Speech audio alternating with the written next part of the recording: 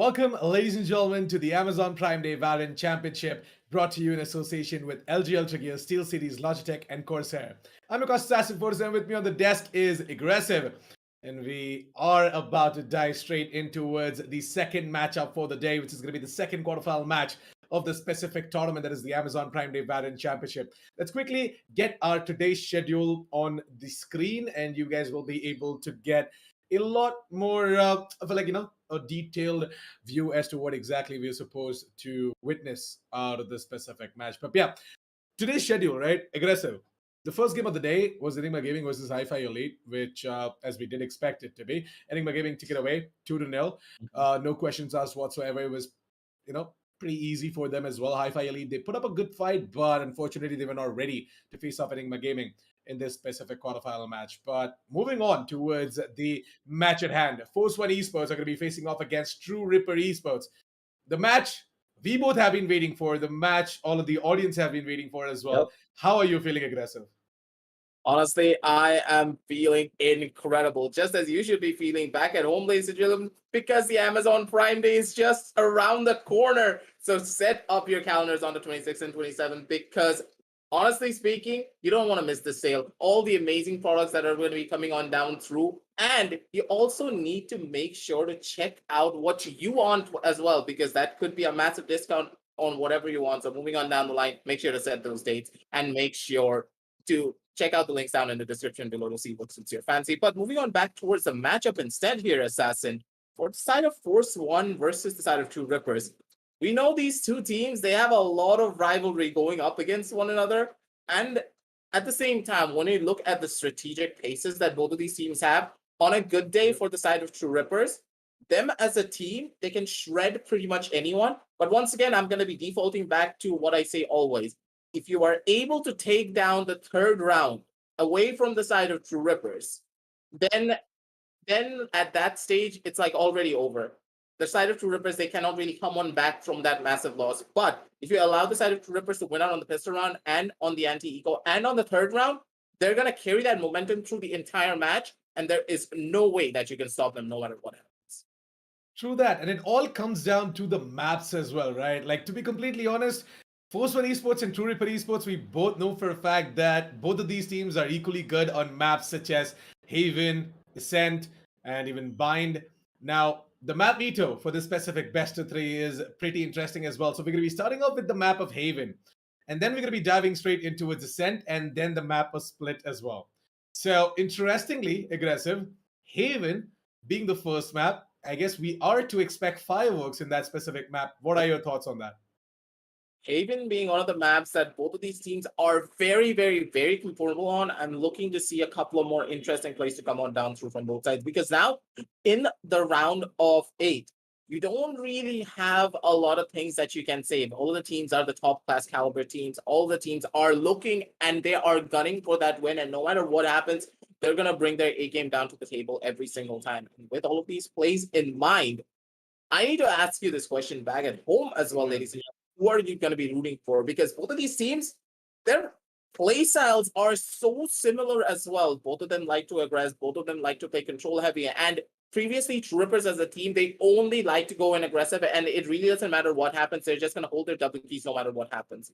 But now, the side of Truerippers, they have evolved as they have played multiple different tournaments. They have that cohesion as a complete unit. They know exactly when to slow down. They know exactly when to build up their momentum piece by piece, but still, they're working around the kinks. And for the side of Force One, they have those kinks already worked out. Yes, they have a little bit of consistency problem here and there, but it's all based upon communication, nothing else, and a little bit of ego coming on down for the players. Because honestly, Assassin, you know for a fact, sometimes whenever you get so many rounds on the board consecutively, 7 rounds, you're like, hey, let me just swing down towards the side of mid. Suddenly, there's a coffin dance of 5 people just lining up towards the window side, and you're like, oh no.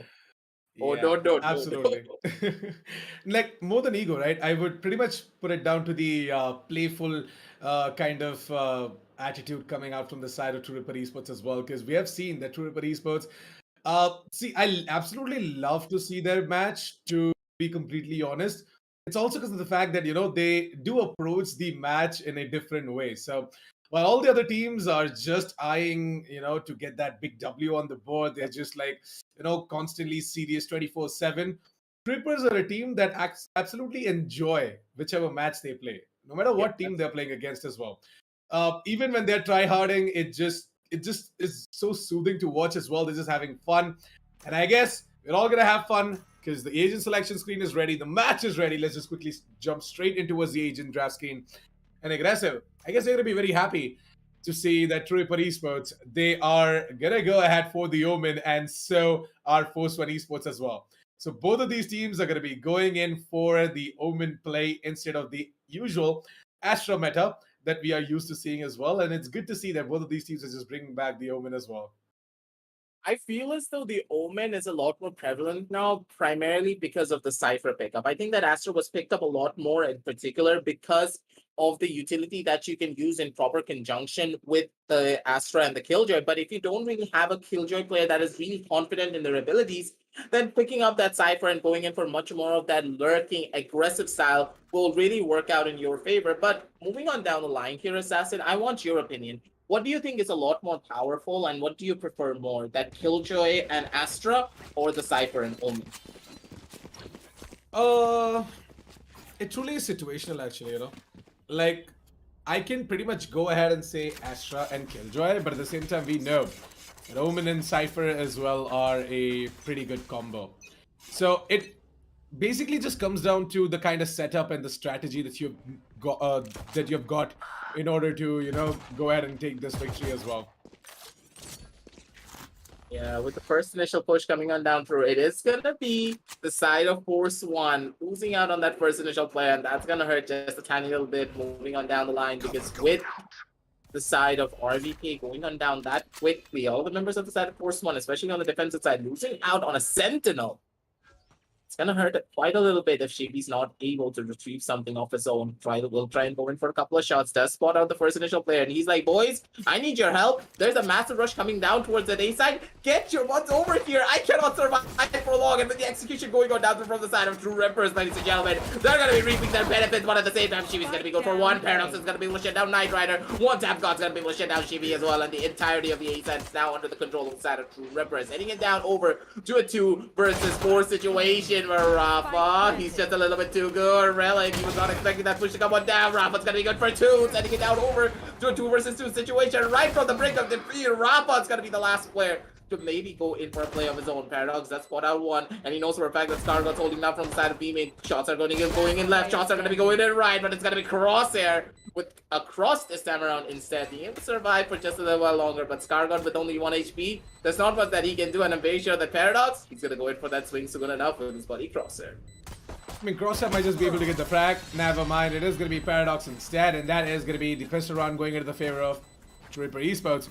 Well, Truerippers, to be honest, them starting off on the attack on the map of Haven is a good thing. But at the same time, we know for a fact that Trueripper Esports' defense is equally good. So, yeah, it doesn't really matter. Trueripper Esports, if they're feeling it, they can just go ahead and take down whatever team they want. With, bringing in that sort of a very funny, jolly attitude and the entire atmosphere as well into the match. Yeah, you have to give it towards the side of Truerippers to know exactly what they need to do to have a little bit of fun on the map. And, whenever you're having fun, you're always going to be able to do what you want. And honestly, RBK is such a massive liar. In the pre-lobby, he was like, my Sheriff aim is not that good today. You're not going to see a lot of Sheriff. Goes into the server, and then just one-tap someone out of existence. What is this guy? I don't like him anymore. I'm going to message him on Instagram. Like, the thing is, we both had a discussion about this as well, right? This specific match is going to be so spicy.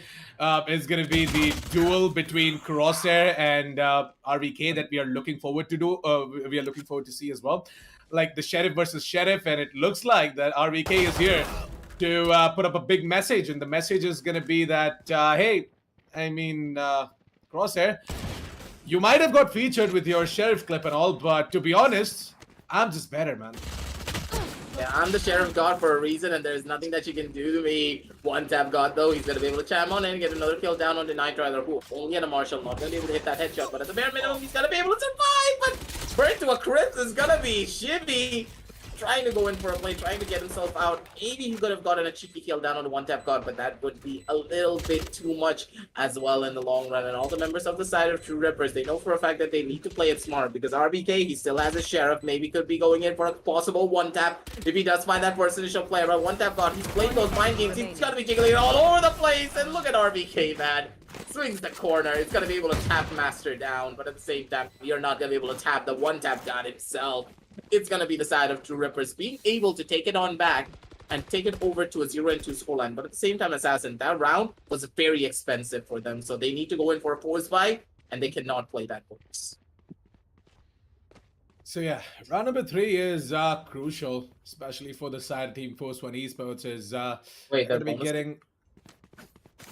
Yeah, well, of course. I mean, Trueripper Esports are going to go in for the bonus, right? They're not going to go ahead and upgrade. They might just pull out the bigger guns in the next round, but for round number 3 is just going to be Trueripper Esports to be on their bonus and Force1 Esports to be going in for a complete buy. iTrider has to actually kind of, you know, suffer, as in not going to be able to go ahead and get that full shield in. Just has to sacrifice his shields a little bit, but it looks like that RVK... Not only with the Sheriff, but this guy is gonna hit those nutty one-taps with the Reaver Vandal as well. I guess it's the entire Reaver collection that is kind of like, you know, his mojo. As Rafa goes ahead and takes down one-tap guard as well. Relic tries to sneak in towards the garage position, but I guess Master's position is revealed as well. Master does take down RVK. I guess Master is also trying to, you know, get featured on TC's socials with his clip.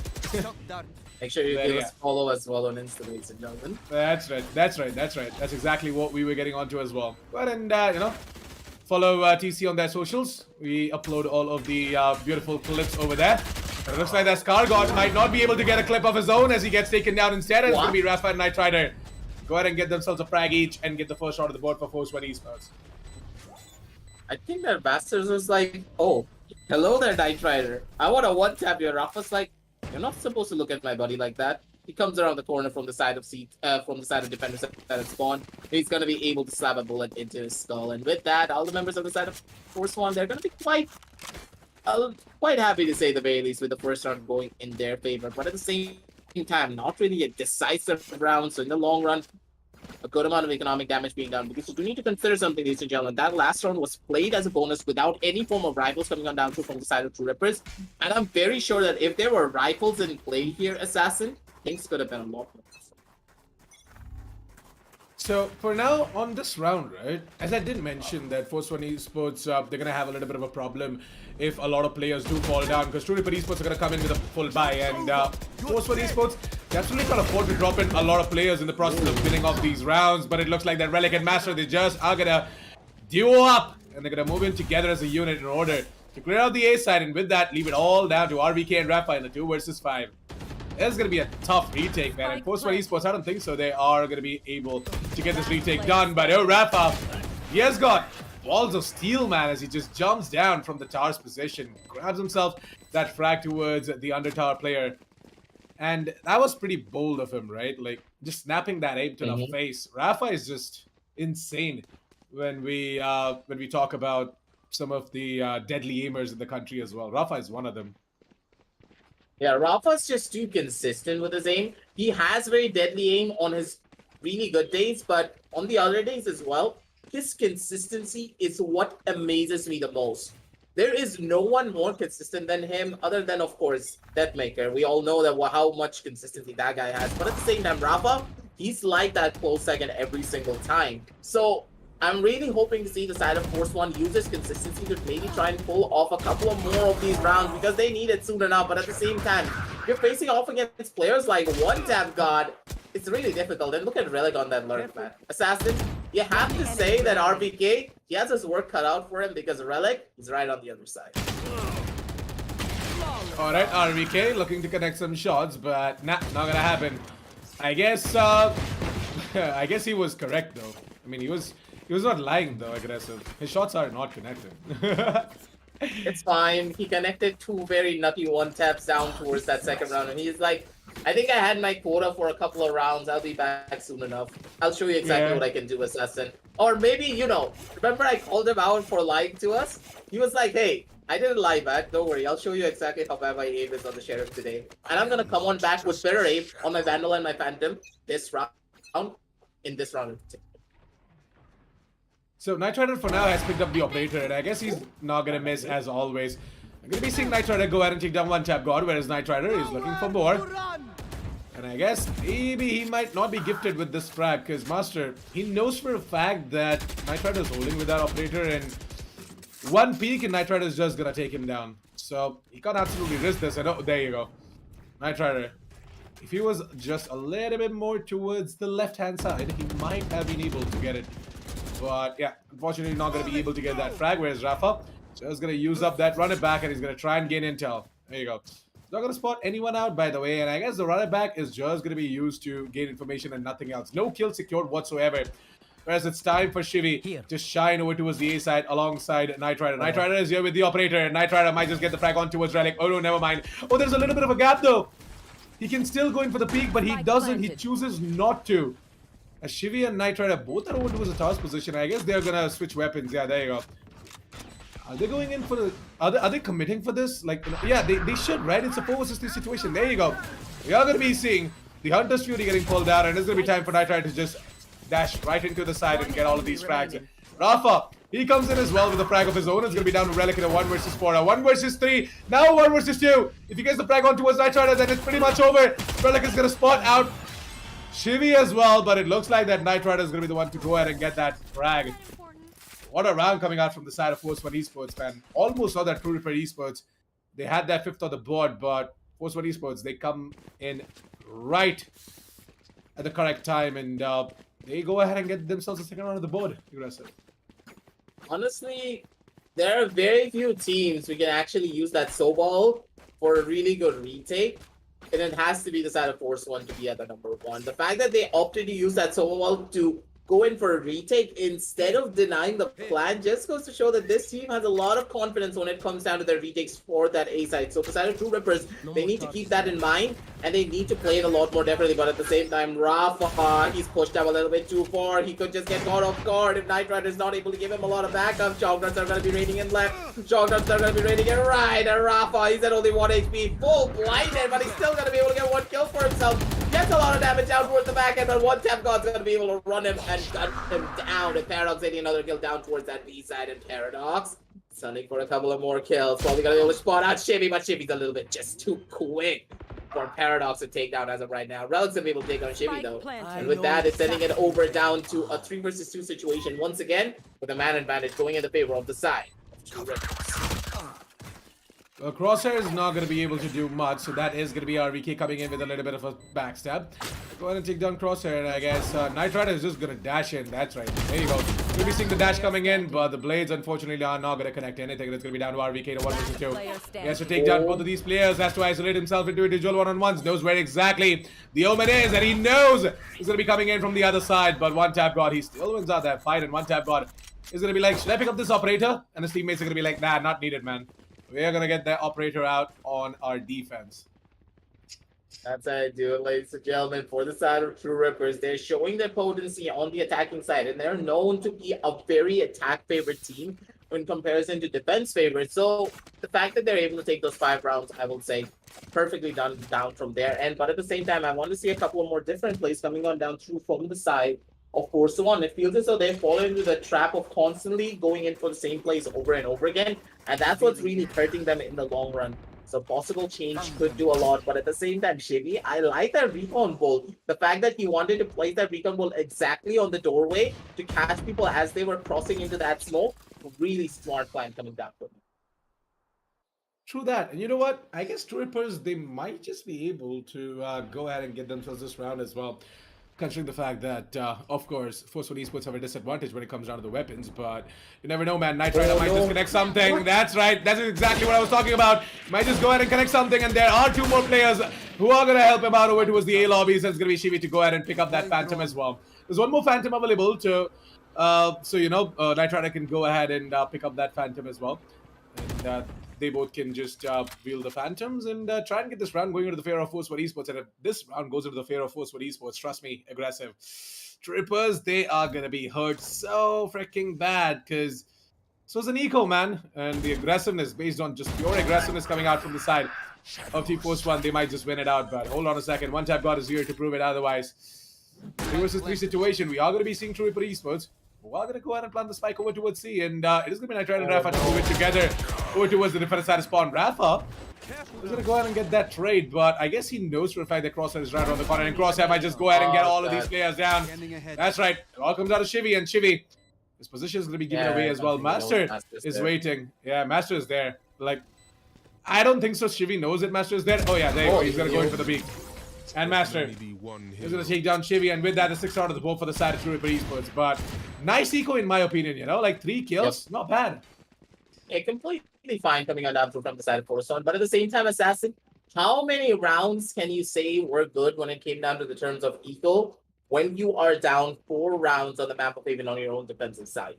You need to, at the bare minimum, take it down over to that 6 and 6 goal line if you want to have a little bit of hope over onto your attacking side, because we know for a fact that side of Truerippers' attack is really powerful, but their defense is really strong as well, because they love to play it a lot more aggressively than any other team. They love to play based upon map control. They love to push themselves down forward every single time.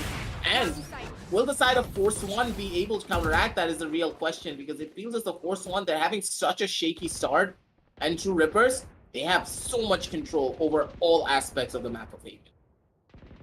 Yeah, that's true though. For now, though, Knight Rider, right? You can just leave the seaside completely to him. He'll be able to hold it without any sorts of issues whatsoever.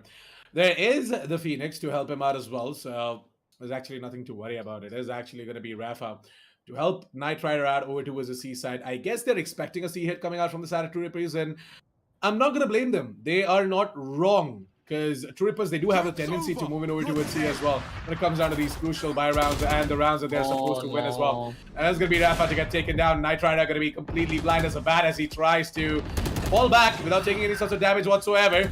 He has to switch weapons as well, by the way, if he's supposed to go in for this retake. But I don't think so they're going to go in for this retake. It is going to be Scar God and Knight Rider to just go ahead and save up their weapons, and they're going to carry it forward on towards the next round. We might see Truerippers. They might just go ahead and beat out Force 1 over there as well, because no matter what buy they're looking to pull out as well, it's not going to be the best one, right? Like you would see Rafa, RVK, and Shivy who are down to like 500 creds, 650 creds, and 100 creds. So Knight Rider and Scargod saving up these weapons, like yeah, they might be able to be cut a buy for one player, but overall, it's not going to be the best of the buys. And with Knight Rider losing that operator, I guess it's pretty much over. I guess Relic might just be able to take down Scargod as well. Scargod is being hunted right now. He's being desperately hunted, and I guess he's just going to get taken down really, really soon. 3 seconds. Let's see if Scargod is going to be able to survive or not. Oh, never mind. He's not going to be able to survive, as all hopes and dreams for Force 1 Esports are out, ladies and gentlemen. Yeah, that's just going to hurt a little bit. And with this tactical timeout coming on down from the side of Force 1, I feel as though this is the momentum break that they needed. And once again, remember, Assassin, what I said previously back when we were still analyzing the side of Truerippers versus Force 1?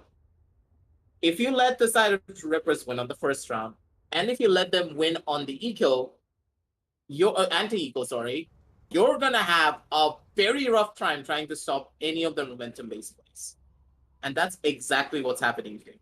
So I think I can kick back, relax, and I'll give you the mic instead, because I did my analysis, and I'm going to revel in the glory.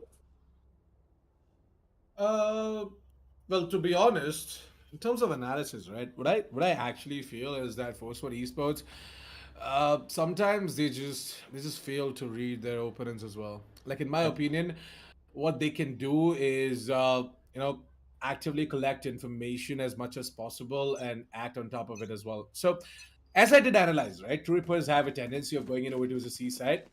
So did Force 1 Esports. Like, they had 2 players at their disposal over towards C as well, but it just wasn't enough, right? Is this a stack? Yeah, it's going to be that A stack, that 3-man stack coming in over towards the A side from the side of Force 1 Esports, and I can't blame them. They are on nothing but the sheriffs, right? So But at this point, Assassin, this round, they're not really going to get a lot of value out of it, especially if they want to go in for a possible retake. And with the calls going on down through that, there are no one holding on down towards that A side. They know for a fact that the C side execute is going to be going on down through. RBA is the only person remaining who may be able to go in for a possible kill, maybe do something about it. But with the flank going on down through and Scargot holding on down from the angle of Garage, yeah, this plan is going to be going on down soon enough, and Relic, he needs to be very careful. Otherwise, he's going to be walking down in a literal coffin dance. With the shots going on down soon enough as well, he needs to be careful because Knight Rider, he's going to be really crispy with that Sheriff. RBG is going to be good for another one. Rafa's going to be able to take down one Dev God as well, sending it down over to a 2 versus 4 situation. He's done coming on down through from the side of the defenders, ladies and gentlemen, and Shimmy coming down strong from the angle of Garage. He's going to be able to swing it down and tap 2 people in the head. 1-2, he says. And with that, that's going to be the third round on the board for the side of Force One, ladies and gentlemen. And a very beautiful plan coming on down from them as well, because that one tactical timeout just completely halted all forms of momentum coming on down through from the side of Truerippers and allowed the side of Force One to take a deep breath, collect themselves, and come back forward with a possible comeback. Man, some of the best pistol players out there in the country, all 5 of the players from the side of Force One Esports. Like the pistol gods, I'm not even gonna lie, the pistol gods indeed. And the thing is that Truerippers, right, they kind of made a good call of going in over towards C, considering the fact that they destroyed the entire economy for the side of Force One Esports, and you know for a fact that Force One Esports might just be holding onto up close and personal angles over towards A and B. So going in and playing for the long range over towards C was the better call. And I guess Force One, they also thought it through, and they, pushed it over towards the A mains and gained control. Came in with a little bit of a backstab and went ahead and got that specific round going on to their favor. So overall, good freaking round coming out from both of these teams. And in my opinion, RVK holding on over towards the garage position. He won't let anyone from the side of Truerippers moving over to his garage as well. But hold on a second. Looks like Knight Rider is angry as he goes out and gets himself a frag, and he's gonna try and come in from the window position. Is Cargo aware of the fact that one tap god is just outside of the garage position? I don't think so. As RBK takes down Master, yeah, they don't know. They finally do, by the way, as it is gonna be the ultimate popped in by RBK, and it's gonna be Paradox to try and take down Scar God. Not gonna be able to do it. I guess one tap god is, yeah, he's disconnected. He's gone. Flashbacks, man. Yeah. Team could be flashbacks actually. Oh, no, Assassin, you don't do pokey like that. It's more like Team Kuch Bhi flashbacks, because Pokey always gets disconnected in crucial situations, and one tap god, well, your team needed you right now, buddy, and it's completely fine, 7-4, Force One Esports, they deserve this round anyways. They're gonna go ahead and get it. They're gonna claim what's theirs. And I guess the last round of the first half, one tap god, you are needed, buddy. You have to come back. Fix your internet, please. Yeah, that's a little bit scary to say the very least, but at the same time, Assassin, you just don't do the side of Pokey like that, man. I mean, still, dude, Pokey is like, Pokey is like my brother from another mother. He's really close, right? I know. Me and Pokey are like so freaking close, and if I do him like that, he ain't gonna be, he ain't gonna be angry. He's no, gonna be like, it's okay, not about fine. being angry. It's not about being angry. He's gonna go down into depression again. Because I'm very sure that after that one game, he probably just... He's got a buddy like me and a good friend like you as well, so I'm pretty sure that he ain't gonna go in depression. Like, we got him, man. Yeah, we got him for sure. But at the same time, I don't think no one has one tap god right now. He's going through a lot of pain of his own, because he would have been able to clutch out everything.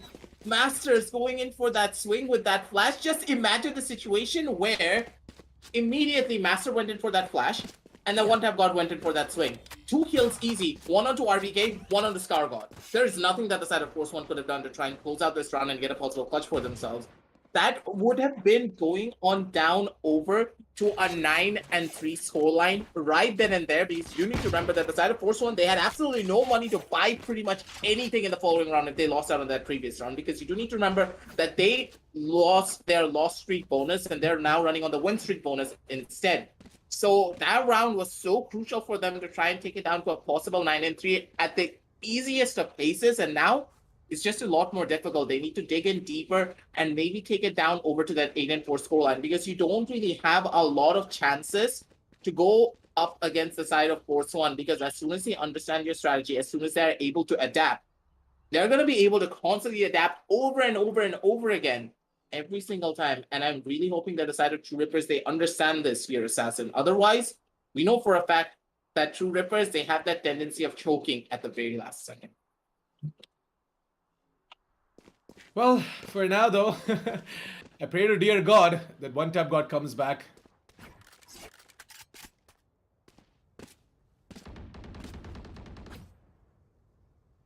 With that, Assassin, I think that he had a little bit of a technical difficulty from his end. And then he just stopped talking. No, I'm right here. I'm right here.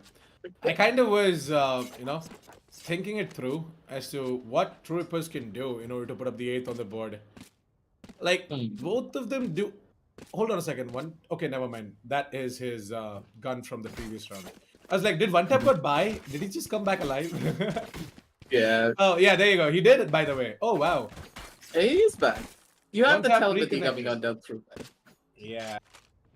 You know exactly what he's thinking. And you know what I'm thinking, Assassin? I mean, you know what? Actually, I am about to post a clip as well on my socials. I kind of called out a shot today in the first game. So on the map of Icebox, right? I was like, alright, this guy is going to get a frag for himself in 3, 2, 1. And as soon as that 1 got over, like as soon as the countdown got over, he got a kill. So that was kind of like, you know, a feel-good moment for me as well. So I guess I can sort of, predict future. Assassin. You know for a fact that we as casters, we have wall hacks, right? We can call out the shots before anything else. No, actually, there was a... No. So that was actually a different... So, yeah, I'll explain you the entire scenario. We moved on to a different player. And then I was talking about the player who was holding on an operator as well. And we got off of his screen to look after to another player who was actually making a play. So nobody thought that he's gonna get a frag, but then I called it out. I was like, he is gonna get a frag in 3, 2, and 1. And he actually got it. Like I saw it on the kill feed, like 3, 2, and 1, and boom, he got a shot.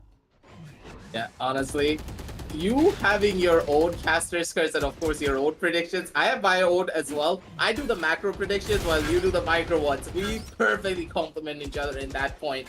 And do you know what else complements each other? It's gonna be Amazon and their Prime Day sales. So make sure you have your calendar set already, ladies and gentlemen, for the 28th and the 27th and 28th, because you never want to miss out on the deals that they have to go on down onto your calendars and of course your shopping cart. So make sure head on down over to the description below, click on that link, make sure what suits your fancy for your next big upgrade. But Assassin, I want to ask you this question. Do you think that the side of Truerippers have a chance to try and take it down over to that 8-4 scoreline? Because I feel as though they are going it a little bit too slow, and Force One, especially when you go in for those slow pushes, they don't make a lot of mistakes.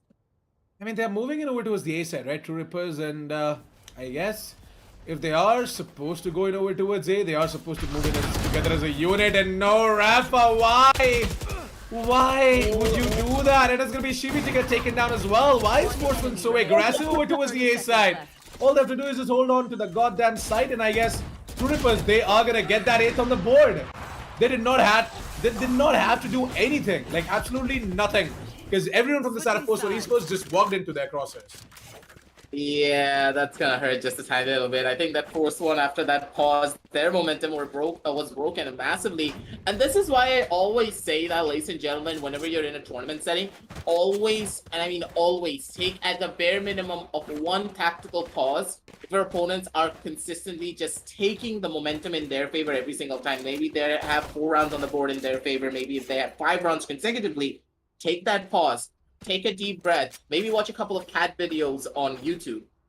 Calm yourself down, bring your team down together, and in that process, not only are you going to be able to hit a lot more shots, you're going to throw off a lot of the momentum-based plays coming on down from your opponents as well. They're going to second-guess themselves, and they're going to think like, hey, maybe they're going in for a different strategy. Maybe they're going in towards that C side. Maybe they're going in towards that B side. And that's going to throw a lot of the plays that they had previously set up out of the window. They're going to overthink everything. And in that situation, you can always come out on top. And this is exactly what happened towards the side of Force One. They tried to overthink things. They tried to push on down forward over on that A side, going into the awaiting arms of the side of Truerippers. They expected them to go down towards the C side, but Truerippers, they played the mind games. They were calm and collected under that pressure, and their discipline paid off beautifully.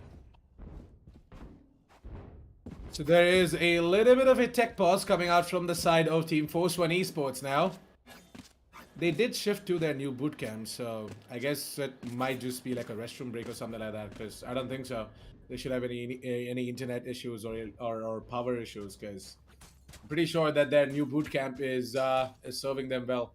I mean, it did them yesterday, and today I guess things are looking pretty good. Yeah, Force One.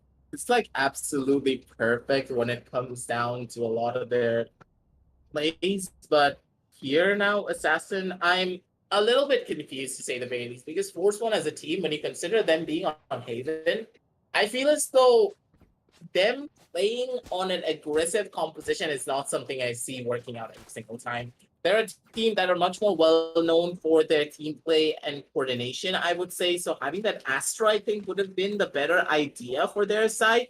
But at the same time, recently talking to RBK, he's been enjoying the Cypher a lot more in comparison to the Killjoy. So I see why Scargod has shifted back to his signature Omen pick once again. Yeah, so basically, after the entire update, right, a lot of players are now, comfortable with their first loves. So Yeah. Scargod is back on the Omen. We're going to be seeing RVK back on the Cypher as well. People are, sort of going back as well to their original mains. But it's not like they're gonna, consistently play their original mains as well. Yeah, there you go. RBK is gonna start things off. But as I was saying, right, it's not like consistently they're gonna just keep on playing Omen or Cypher. It's always it's always about strategy, like what sort of a strategy they are gonna be using for that specific map, that specific match. And I guess it helps them, be diverse and bring in a lot of variety as well, so that they become unpredictable. It is going to be actually Truerippers Esports who did not predict out the specific explosive play from the side of Force One Esports, and they all just explode on towards the A side, man. And it looks like that Truerippers Esports are not going to be able to get this retake done in a 2 vs 5 situation. It is going to be Mr. Rafa to go ahead and start spraying down over towards the defender side. Spawn is going to throw in his own hot hands. His Crosshair is going to be down to 52 points of health. Does manage to get the frag onto a Chibi. So that is going to be his copy. That's right. His specific copy going down, but Master does find the frag on towards right side. Oh, Master was almost about to get himself another kill, but there comes Scargod to just end his streak and put up the 5th round of the board for the side of Force One Esports. Give it to Masters to pull up the impossible nearly every single time, and this guy, when he's feeling himself, you know for a fact that he is gonna tear you down piece by piece, and he's not gonna show you a single bit of mercy, ladies and gentlemen. And at this point, I really want to see Master step up just a tiny little bit more to push the side of Truerippers over that edge and bring the momentum back in their favor, because at this stage, if they lose out on this round, which is of course an anti-eco, so it is fine. I would say it's not going to be that much of a big deal, but if One Tap God is able to get that first initial kill, things will be a lot more different. And One Tap God is able to sneak through. They don't know what's up. They don't know what to expect. Relic is going to be good for one. One Tap God's going to be able to take out Shivi as well, who's able to get away with literal murder here, Assassin. And this play could be the thing that they need to pull off a possible thrifty. Well, we do have Rafa, who is alive, so I guess the dreams of a thrifty are to be put on hold, as Masters is going to be holding that angle with the Sheriff. We're going to be seeing 58 seconds left under the clock at the spike on the back of Scargod. Oh no! Just going to run away because he knows that all of these shock dart lineups are coming in, and what the hell was Paradox thinking? Why would he go ahead and give that man advantage to the side of Force One Esports? Paradox, are you okay? I think he's channeling your inner thrower, Assassin. Like, remember when we were playing that unrated game? We just afterwards on that Euro. I think that Paradox is like, YOLO! And then it was like, oh wait, I think that was not supposed to happen. But at the same time, let's head on down back towards the match instead, because Masters, he's having a little bit of fun, and he's doing a lot of damage down with that Sheriff, but trying to go in for a clutch with that level of HP, yeah, it's just not gonna happen, especially against players like Rafa and Scargod. They get taken on down, and Paradox, I think he's happy to channel your inner throw. Let's just completely forget the fact that RVK tried doing a drive-by over there, but then he failed and he died to the Sheriff. He had an SMG. Yeah, we're just gonna completely ignore that, alright? Who's RVK? It's Valorant. RVK who? It's Valorant. It's Valorant. Yeah. RVK who in that round, ladies and gentlemen. But yeah, to be honest, why did you bring that memory back? Like, oh, I need a drop. you brought that always unrated. You brought that unrated memory back. Like now, I'm just thinking about that match. Right, I had so many kills, like so many freaking kills, and we still lost out that game. Hey, it was Quaid's fault. We all know that. Oh yeah, it was definitely Quain's. I mean, it definitely was him, guys. Of course. Quaid is gonna hate us for this. Yeah, I know for a fact if he's watching this, like he's just gonna start spamming me as well. But it's okay, man. We all love you, buddy. Quaint, Yeah. you're the best, man. You're the best. But you know what else is best? The deals on Amazon Prime Day sale. Yes. That's right. Click on the link down in the description below and check out the Amazon Prime Day sale happening on the 26th and 27th of July. But right now, Trueripper Esports, they should be checking the B side, guys, because Force1 Esports have taken control of. They have planted the spike. Ooh, Scargod. Dude, Scargod can literally get away with murder right now. And maybe this could just be a different play as well, because with this double peek going on down through Masters, he needs to go in for that swing, he needs to go in for a peek, but Scargod's gonna be able to go in for one from the back end, but he's not gonna be able to take down him. Ladies and gentlemen, they were in the perfect spot to shut everything down. Scargod and Rafa, they were in the beautifulest of positions, but Rafa gave up his position just a little bit too early to try and go in and deny the plan.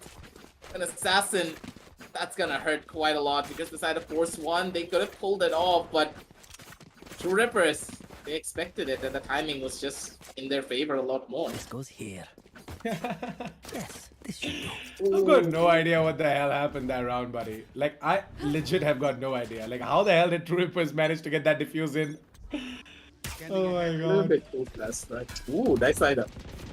Yeah, nice lineup, by the way. I'm definitely gonna write it down. But Paradox, well, he's gonna write the name of Rafa on the kill feed, maybe. Nah, not happening. Cool. Not gonna be able to finish the kill. Only gonna be able to tag him down, and Rafa's just gonna heal himself back. I don't think so. He shouldn't re-peek, actually. Like, re-peeking kind of, is bad in this specific game. You should not re-peek, though.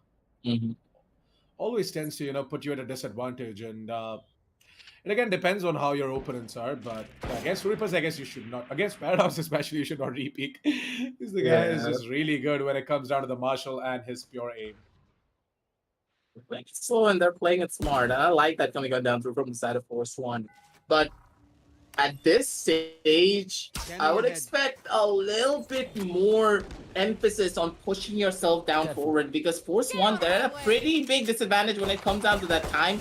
And they need to go down over to a side really quickly, and they've decided to go down towards that B side instead. About one tap. God, he's right on the other side. He's gonna be able to take down one. Dig straight through the wall. It's gonna be one tap. God, he's not gonna be able to survive for long, but still gets a man advantage for his team. They're gonna be going on now all over the place. It is gonna be Crosshair trying to go in for a play for himself as well. And towards the backup side, he wants to try and survive. But one tap. God, even with 10 HP, this guy is a literal menace, and he is known as a one tap god for a reason.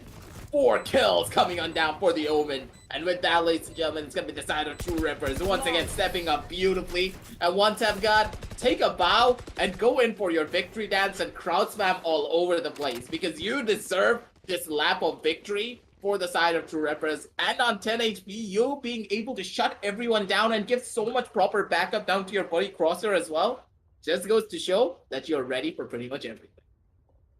Man, to be honest, it's like usual business for One Tap God now. Every single time, this guy just goes ahead, puts up the win, and just managed to get that specific victory for the team as well. Every freaking time. And that specific highlight is definitely going on the socials of both TEC and One Tap God. Yeah, at this stage, it's gonna be Rafa though, being able to get another kill for himself down on the Masters, get that little bit of a revenge kill. But at the same time, it's just one initial pickoff on a little bit too much of an over-aggressive Master who wanted to take a page out of Rafa's book. And Rafa is like, you know those math numbers that was showing up on the top of his head, like the meme? I forgot what movie it was from, but Rafa was literally going through that phase, and he's like, if I was a Phoenix, I would push down towards the side of C long, because I know for a fact that I can maybe go in for a possible advantage, because we as a team, we have not really gone towards that C side as much. He expected that push to come on down through. and immediately popped Masters in the head. Beautifully done coming on down through from the side of Rafa to get that first initial advantage. But now is the real question. Will they be able to properly get this advantage in their favor, or will they falter? Because the execution is going to be going on down soon enough. And with Paradox still holding on down strong with one tap god, they're just not looking up. Running back clone gets taken on down. Scarva's going to be good for one, but will he be good for a second is a real question. But Paradox, this crosshair placement is going to be on point. He's going to be able to take down one more. And with that, ladies and gentlemen, it's going to be hitting on down over to a 2 versus 2 situation already with the spike going on down through, and all the members of the side of Truerippers going in for a wraparound play down towards that C-long area. And this is such a beautiful play as well, because no one's really watching the C-long sideline. Rafa's going to be going in for that, so he spots out the cloak coming on down through from the side of the Sova, but they don't know where Relic is. And Relic is playing it so beautifully. He is baiting his teammate, but this bait is so beautifully done as well. They're going to be able to survive. They're possibly going to be able to go in for a kill as well. Relic slowly but surely walking up forward. Shock darts are going to be going on down through as well. Relic's going to be good for one, and Rafa, his position is already known. Relic just swings the corner, shoots him straight through the wall, and sends him back home. That's going to be another round on the board for the side of Truerippers, ladies and gentlemen. And the way that they're playing a lot of these rounds here, Assassin, is just absolutely perfect. Yeah, I mean, Trueripper Esports, I did tell you guys, right? Like, they're equally good on their defense as well. Like, it wouldn't matter if they're starting off on the attack side of Haven, this being an attacker-sided map, and all of that doesn't matter, because Trueripper Esports are equally good on their defense as well as their attack.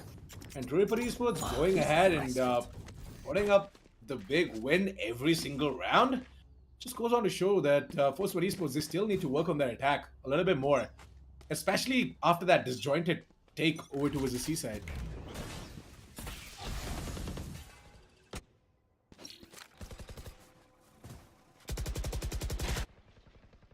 I guess I lost my buddy Aggressive over there. But yeah, we definitely are going to be continuing on with the action as well. As Rafa will be the one to go ahead and pop off over to his garage position as he gets himself a double. Going to be seeing one tap god trying to move in from the defender side of spawn. We know for a fact that this guy is equally good when it comes down to you know, getting all of these frags. So maybe he might just be able to challenge Rafa right now. And I guess I got my buddy Aggressive back. Yep. I'm really sorry about that, but a little bit of family issues do come on down from time to time. Hey, we as casters, we still have families and we are still living it down strong, but who you know who's gonna be trying to go in for that ace? It's gonna be Rafa, ladies and gentlemen. He swings the corner left, he swings the corner right, he's able to take it all down. I guess Rafa needs to know that Trueripper Esports, these players, they have a family too. Yeah, I don't think he knows, man. Yeah, I mean, Rafa, you cannot, absolutely cannot delete all of them like that. Like, come on, man. What a play coming out from Rafa. As I said, the explosiveness that Rafa brings on the table actually helps Force1 Esports to go ahead and grab all of these rounds as well. But it can't be the case every single time, right? Rafa himself, how much more can he do? Yeah, Rafa with that ace has maybe circumvented a little bit of the pressure that could be coming on down through from the side of players, but this is not really something that you can expect. It's not really something that you can do. But look at Crosshair's positioning. He sneaks past the running back, and he's actually gonna be able to get one kill before he does get traded out. So that's gonna be massive for him. But at the same time, this is not as massive as you would think, because Masters, he's not gonna be able to find out much. He's not gonna be able to survive for long. Relic wants to go in for a couple of shots for himself as well. What RBK? He knows exactly what his twin brother is going to be doing. He's not going to be able to survive for long. Masters is going to be good for one kill, and on the back end it's going to be one tap god getting spotted on out as well. The spike has just not yet gone down, so maybe they can go in for a play. Maybe they can go in for a possible clutch, but Shibby shot darts himself by accident, so that's going to hurt just a tiny little bit. But at the same time, Shibby with a wide swing, he's just not going to miss that shot. He's going to be able to one tap god out of existence, and with that, it's just Masters versus the entire world. Who will win now, Assassin? The Master or the villain? Well, I guess it definitely is going to be Force1 Esports to go ahead and win it out. I mean, Master in a 1 versus 3 situation, he wouldn't be able to do much, man. And I can't blame the poor soul. Like, one tap got tried. He was just sandwiched in that position over towards a long area, so he absolutely couldn't do much. Yeah. At this point, it feels as though all of them just kind of fell into that loop of trying to go in for a different play, but they were just not able to find it out. And for the side of Truerippers, You have to give it to them to try and maybe go in for a possible clutch, but at the same time here, Assassin, I don't really like this. Because now, with the momentum slowly but surely just going out of their hands every single time, things don't look that great. And I feel as though they could fall into the trap of what happened back in their other matches. So for now, Knight Rider, it's gonna be him to just clear out all the angles, all the corners, all the specific possible areas where, you know, these Trueripper players have the tendency of holding. So with a minute left on the clock, I guess Shivi is just gonna go ahead and initiate the spike plant, and we're gonna be seeing Cross. He's gonna go ahead and try to stop the plant as well by dropping in the shock dart. All of his shock darts are going to be done and dusted, and we are going to be seeing Shivi using up a shock dart of his own, and he's going to get the frag on towards Paradox. 9,000 IQ lineups coming out from the side of Shivi, ladies and gentlemen, as one tap god is going to miss absolutely everything, and it's going to be Master, the final player from the side of Truerippers Esports, to get himself a frag and then get taken down as well. Man, Shivi. Wow. I think that one tap god and Shivi were having a little bit of a hug moment, like, you know, one tap god is like, hey, I couldn't kill you, I know. But give me a bro hug, man. I got a fan as well. I can fan us down. I know it's a really hot day here. And, you know, I want to try and cool down just a tiny little. Chibi's like, no, I don't want this. I don't want this bromance right now, man. We're in a tournament game, and we can't make this happen. Plus, I need to clip my shock dart, dude. I can't clip it right now. Because honestly, Shivi, this guy is like one of those cool guys from the movies as well. You know that whenever there's an explosion, cool people don't look at it, they just walk away from it instead? That's exactly what Chibi did. He's like that perfect Indian Idol movie star. He's like, I got that explosion, I'm just gonna walk away slowly, I'm gonna look cool about it. But one time God is like, what do you mean look cool? You're gonna me instead.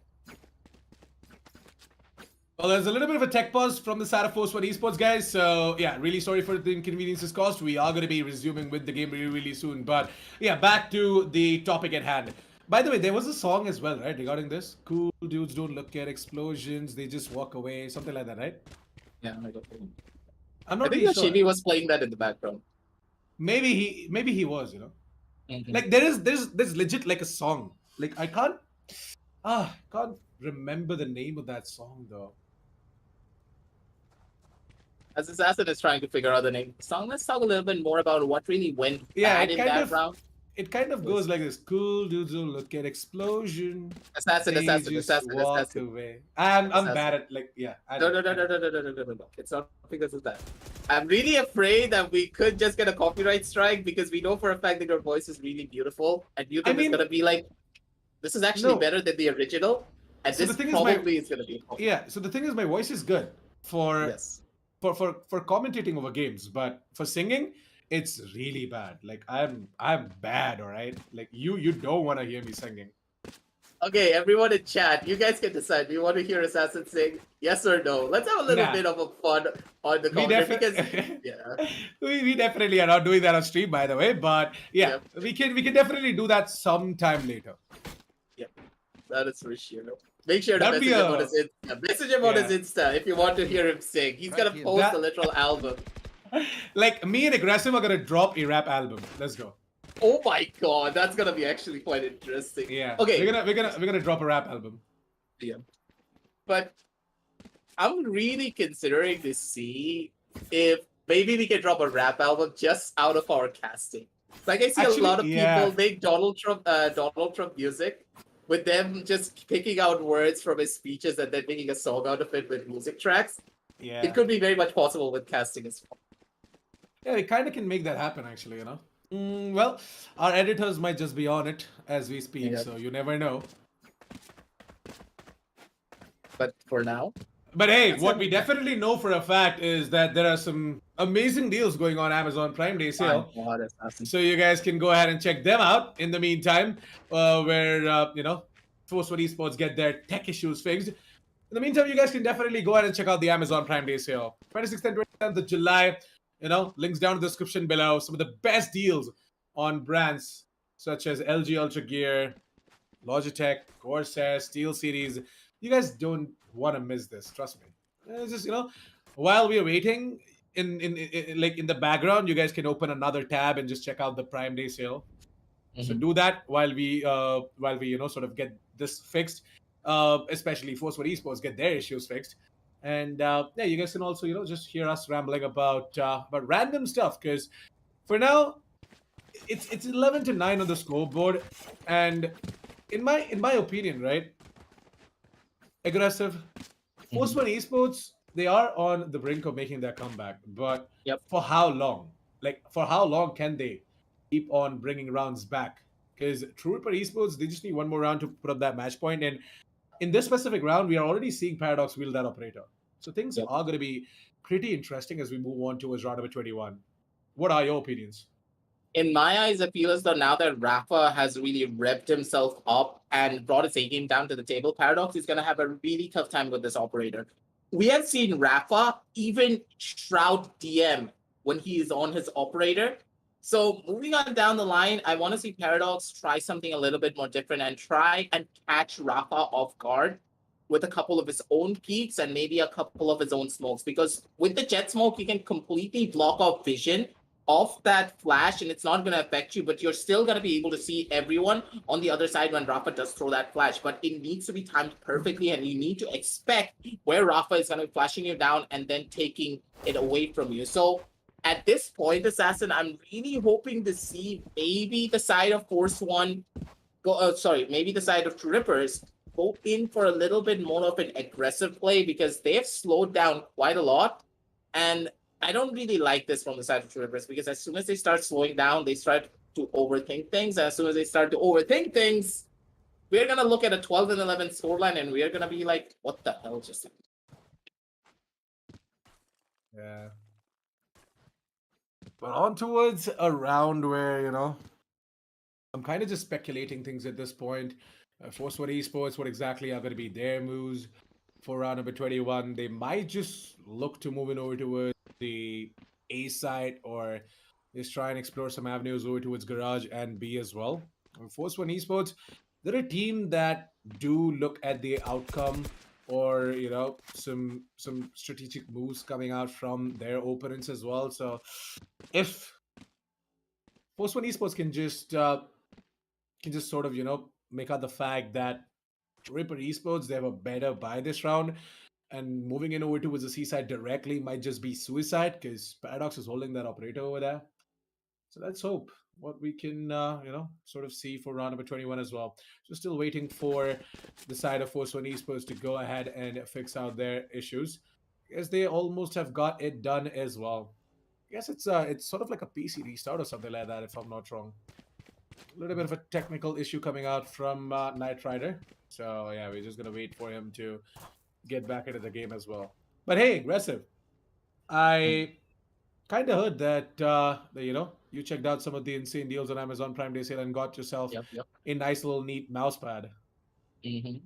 You know what else I'm doing right now? I recently got my paycheck, so I was like wondering what should I buy next, and then I understood that hey, I need a 144 hertz monitor to play exactly like these pros right here on this server.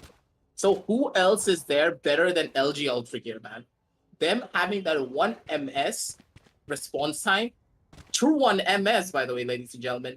They know exactly what they're doing, and if Amazon is giving deals on that, I need to cash out, get that, and also get myself a new keyboard, because if I get that second monitor, I'm not really going to have a lot of space on my desk. So possibly getting that 70% less keyboard is going to be beautiful from the side of HyperX or from the side of Logitech as well. So make sure you're also going to be checking out a lot of the deals that we could be expecting coming on down through from the side of Amazon, ladies and gentlemen. Links are down below in the description. Make sure to set your dates, 26 and 27, because that's when I'm going to buy my new monitor and also my new keyboard suited up. But for now, moving on down over to the matchup to add a little bit more to what you were saying previously about the side of Truerippers. I'm going to say that they have the possibility of closing everything out if they're only able to shut down Rafa. Because I feel as though he's like that number one threat from the side of Force One that you need to take down with a snap of your finger. Otherwise, it's pretty much already over here, Assassin. It feels like the side of Force One, they could just bring it all back just on the back of Rafa alone. Because whenever he starts going up, he's never going to come down. Yeah, so Rafa is that very momentum-based player as well. So once he gets in his groove, right? Once he gets inside of his zone, it's very hard to pull him out as well. Like the guy just is an absolute terminator. He becomes a live Arnold Schwarzenegger right there in the server. This goes full ham with obviously not the machine gun or the Odin, but yeah, he definitely goes ham with the assault rifle. And yeah, like he sometimes, it's actually more of Shivi to become the Sylvester Stallone to go ahead and use the Odin. And with the Odin, he kind of, on the map of Ascent goes ahead and gets himself that spam as well. But it looks like that it's just taking a. Yeah, we just got an update as well from the production side of things that it is going to take a little bit of time for Force Esports to fix their technical issues. So we're just going to quickly throw it to a break, and me and Aggressive are just going to get ourselves energized, and we're going to see on what exactly we can do in order to help out these players as well, whatever issues they're facing. And we're going to be right back with the match as well. So don't go anywhere, stay tuned. Don't forget the Amazon Prime Day sale, link down in the description below. Go ahead and check it out while we quickly go ahead and take a short break. See you guys soon. Be right back.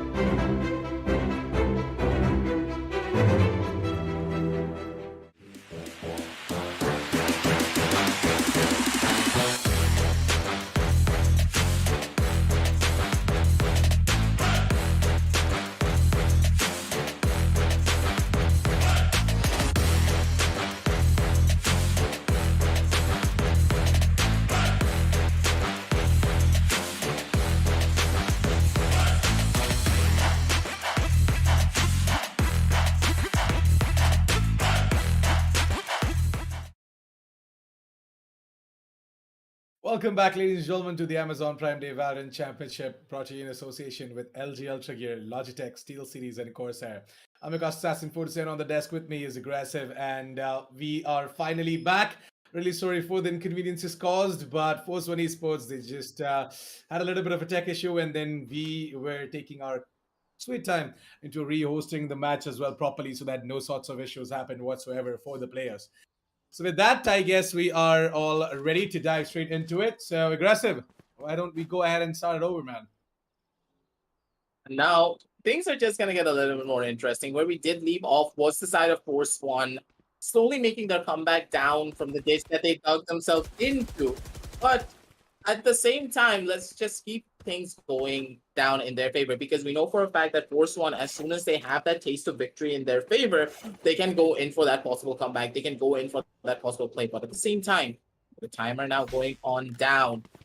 On the 9-11 scoreline, this is the final chance for the side of Truerippers to go in for a possible defensive hold, because Assassin, looking at their money, it's either go big or go home for them. Otherwise, things could be already over before they could even take a deep breath. Yeah, completely true. I agree to you on that. But more than that, I feel like, Trueripper Esports, they are in the lead, so they have to be very, very careful now. Because Force One Esports, they are bringing it back. And if Force One Esports, as I said, if Rafa just goes ahead and, gets himself into that zone. He's already in the zone, but again, this big of a timeout and this big of a pause might have, got him out of that zone as well. Yep. So let's see. Only time will tell. For now, though, it is going to be one tap God to try and hold on over to his garage position. Whereas Force One Esports, they're looking to move it over towards B. And this is exactly what I was talking about before the pause, right? Like Force One Esports, for this specific round, while we were making all the speculations, I did tell you that they might just move in over to the B side. Might be looking to explore avenues towards mid. At the same time, looks like that RVK has a little bit of an intel, and he's going to ask his team that, hey guys, why don't we try A? Yeah, now heading on down over towards that A side, things could be looking on down for their end, because now Force One, this is their chance to go in for a clutch. This is their chance to go in for a defensive push. But Knight Rider, I think he peeked it a little bit too early, and Paradox is just ready for it, and he's going to be able to shut down Knight Rider. And without that jet, they cannot really head on down over to that A side, because that dash and those extra smokes are just so crucial whenever you're running an Omen as of right now, primarily because that Omen smoke really just doesn't last for long. But hey, one tap God, yeah, he could just be that difference maker. My God, one tap God. More than that, oh my God, Rafa. Damn, I almost thought that they're not going to be able to get that spike planted as well, but ScarGod does it, and it's going to be Crosshair to go ahead and take him down. And with that, it all comes down to RVK and Rafa. Rafa does get taken out by Relic coming in with the backstab, but RVK might just be able to clutch this out. And yes, he will. Ladies and gentlemen, what looked like a round for the side of Truerippers Esports, it looks like that RVK is going to bring it back. And we all are going to give it up to this amazing Cypher player, especially a true one-tap god from the side of from the side of Force One Esports, my bad. 11 to 10 is Force One, man. What a play. Yeah, Force One slowly but surely been making that comeback happen, and I really hope to see them keep on carry on this momentum, because you know for a fact that, hey, as soon as momentum is in the favor of the side of Rippers, they can just completely take it all away. But at the same time, the same goes for the side of Force One. And not having the momentum on their side really does hurt them a lot more down in the long run, because as you can already see, a couple of shots that are going to be going on down in. It's going to be Knight Rider getting that personal pick up down onto a little bit of an over-aggressive Relic. And Relic does get taken on out, but at the same time, Masters, hey, he has his crosser. It's going to get magnetized towards the head of Shippy. I mean, it definitely is going to get attracted, but I guess ScarGod, he's kind of mad about the fact that his comrade got taken down, so he's just gonna try and get that revenge in, and we are gonna be seeing RVK.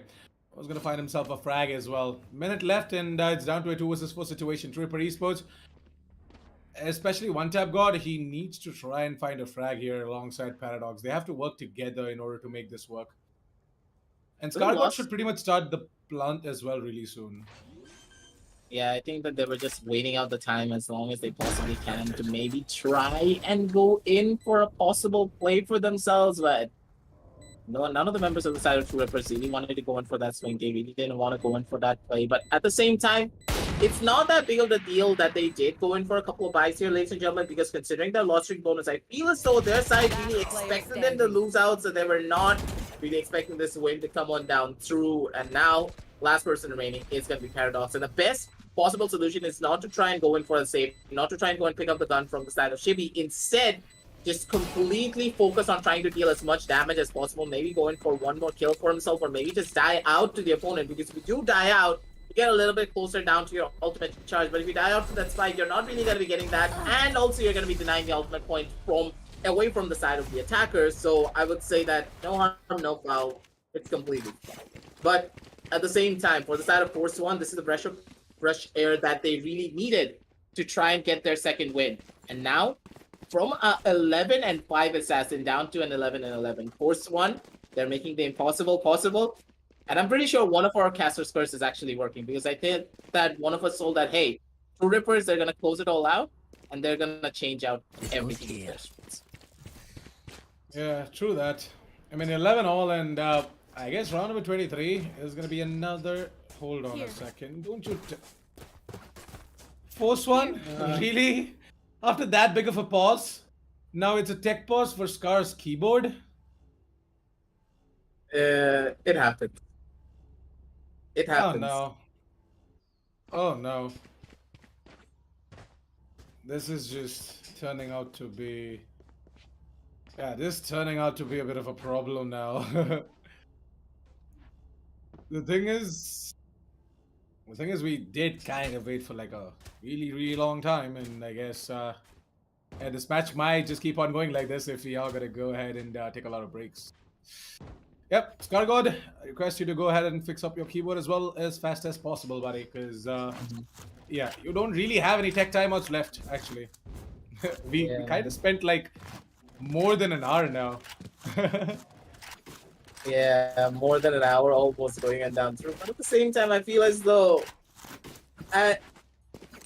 there's not much that you can do. The players, they need to try and stabilize themselves. They need to get their best possible foot on here, because you need to remember that if you were out of here, it's going to be pretty rough for you going on down the line. You're not really going to have a lot of second chances to try and go in for a possible replay for yourself. So let's just see what we can expect coming on down through from the side of Truerippers, though, because now it's their do or die. They don't really have a lot of chances to try and go in for another clutch for themselves, because if they lose out here, this is going to be the first lead coming on down through from the side of Force One. But at the same time, ladies and gentlemen, shots are going to be beautiful coming on down all over the map. It's going to be Paradox stuck between a rock and a hard place. He's not going to be able to survive. Rappa smells out Relic. He's going to be able to get a beautiful shot for himself, but at the same time, Crosshair possibly trying to go in for that kill, but deals a lot of damage down over to Rafa, but he's going to be able to heal himself up fully back to the 81 HP mark using his own hot hand. So with that, both of these teams, they're going to slow everything down, because they understand that, hey, it's a 3 versus 4 situation. We don't need to rush anything. We have the advantage, and if we play it slow, we're going to be able to take everything. Yeah, so Rafa, Fernando is just going to push his way over towards the A-Link's position, and RVK is going to find the frag onto his one-tap god. Yeah, getting that first initial kill will just pretty much change out everything, because now it's where Crosshair could just maybe get a kill, but Knight Rider, he's just feeling himself a little bit too much. After that technical pause, I feel as though he just got his own place. He's like ready for those engagements. And Paradox, yeah, he just gave up. He doesn't know where to look. He has no information coming on down from his teammates. And this could just be a round win coming on down through from the side of Force One. Sorry, a map win coming on down through from them, because they have all the momentum in their favor, and it feels so all of the members of the side of Truerippers, they lost their mojo. They're not really playing the map to their fullest potential in my eyes. Well, you know what, to be honest, I'm so freaking happy for Force One Esports right now. Like, despite all of the difficulties and the issues, they brought this match back, and they truly got the comeback in. Like, if they can just go ahead and finish it off right here, right now, without dragging this to overtime, it's a big win for them. Yeah, at this point, Assassin, I don't know what to expect coming on down through from the side of the defenders, because Truerippers, they're in a pretty tough spot. Master is going to be opting to go in for that run it back, but how much value is this run it back really going to be getting here, Assassin? Because There's absolutely no one here down towards the garden area. Maybe a little bit of information, but they needed kills. They needed that man advantage, because if you allow the side of Force One to play at their own man advantage, you're not gonna be in a pretty good spot. Shivi's gonna be able to clear out the entirety of the A-short angle using his whole owl drone. And with that, they're gonna be able to survive. But with the push coming on down through soon enough, it's gonna be Rafa getting a little bit of damage down towards the back end. But still, you gotta look at the member known as Knight Rider, who is a Hell Rider at this point as well. He's sending everyone down through from the side of Truerippers over towards the side of Hell. Shots are gonna be going on down all over the place. Rafa's gonna be good for another one. Shivi's gonna be able to take down Paradox as well. Last member remaining is gonna be Masters, and yeah, there's not much that he can do. Maybe go in for one kill, but against 4 angry players of the side of Force One, going in for a clutch like this, Assassin, it's nothing short of a myth. I mean, this is absolutely where, you know, his running back could have actually helped him, but Master, he just uses it at the start of the round to gain information, but unfortunately, I don't think so. I mean, it was pretty readable as well, right? That they're moving it over towards the A side. Like, there's no presence towards mid, there's no presence towards C, there's no presence towards B, so using that running back to gain information, I don't think so. That was a good call coming out from the side of Truerippers Esports or even Masters. So, anyways, with that out of the way, just this. That's it. Salute to Force One Esports to bring it all back. I mean, what a play. Like, they were down to single digits against Truerippers on 10 or 11, I guess. And then, you know, they just brought it all back. What a play coming out from the side of Force One Esports. And the way they made it happen as well, the way they made it possible is just insane. By the way, talking about insane things, you guys can go ahead and check out the insane sale happening on the Amazon Prime Day as well, 26th and 27th of July. Looking down in the description will be a link, and you guys can also find the link on the pinned comment in the chat section as well. So please go ahead and check out the Amazon Prime Day sale, and don't forget to let us know if you guys do happen to walk by any of the insane deals from our lovely sponsors, LG Ultragear, Steelseries, Logitech, and Corsair. But hey, Aggressive, I guess the match highlights are ready as well, so why don't we quickly dive straight into towards the match highlights and see how exactly map number 1 went. We're just going to quickly walk through this so that, you know, we can dive straight into towards map number 2 as well. So, Aggressive, what are your thoughts on the match highlights, and what do you think went wrong for Truerippers Esports in the second half?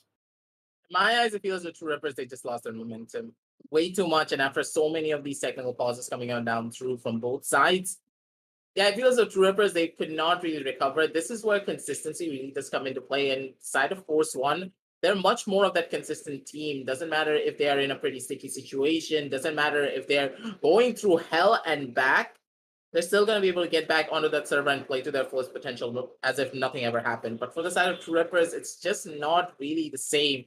They're a team that relies on the matches pace to be in their favor every single time. If they want to go in for a lot of those different engagements, the fact that they were not able to find that just goes to show that the side of Truerippers, they have a little bit more room to go, and maybe they will be able to go in for a possible comeback down over on map number 2, because that is where the real stand will about to start.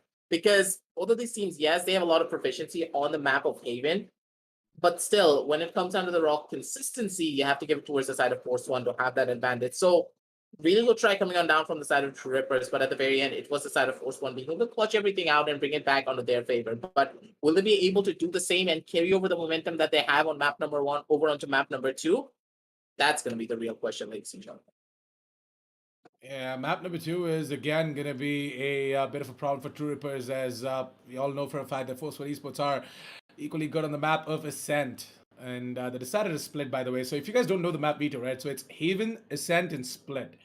So we are now going to be jumping straight in towards the map of Ascent as well. And interestingly, I feel like, you know, Truerippers Esports, despite whatever they are going to put on the map of Ascent, I still feel like Force One Esports are just going to have that advantage on the map of Ascent, because Ascent is sort of where, you know, Force One Esports actually shine apart from the map of Haven as well. Haven was Truerippers Esports' best map as well. Both of these teams kind of are really, really good on the map of Haven. I'm not really sure what's up though, but Truerippers Esports, they just messed up big time on the defender side, actually. Like on the attackers side, right?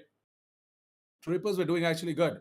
They went ahead and put up that massive lead, and Force One Esports, they were kind of struggling on the defense in the first half, but then they just brought it all back. It was just a beautiful Rafa and Knight Rider show to just go ahead and make that epic comeback. And with that, we pretty much saw Force One Esports, you know, go ahead and secure themselves that victory as well. Now, Grace, I want to ask you this: Truerippers, like, do you think that the pause and the entire duration of the specific match sort of just completely destroyed their momentum? Yeah, I completely agree with you there. It feels that that was one of the primary reasons why this pretty much did happen from their side.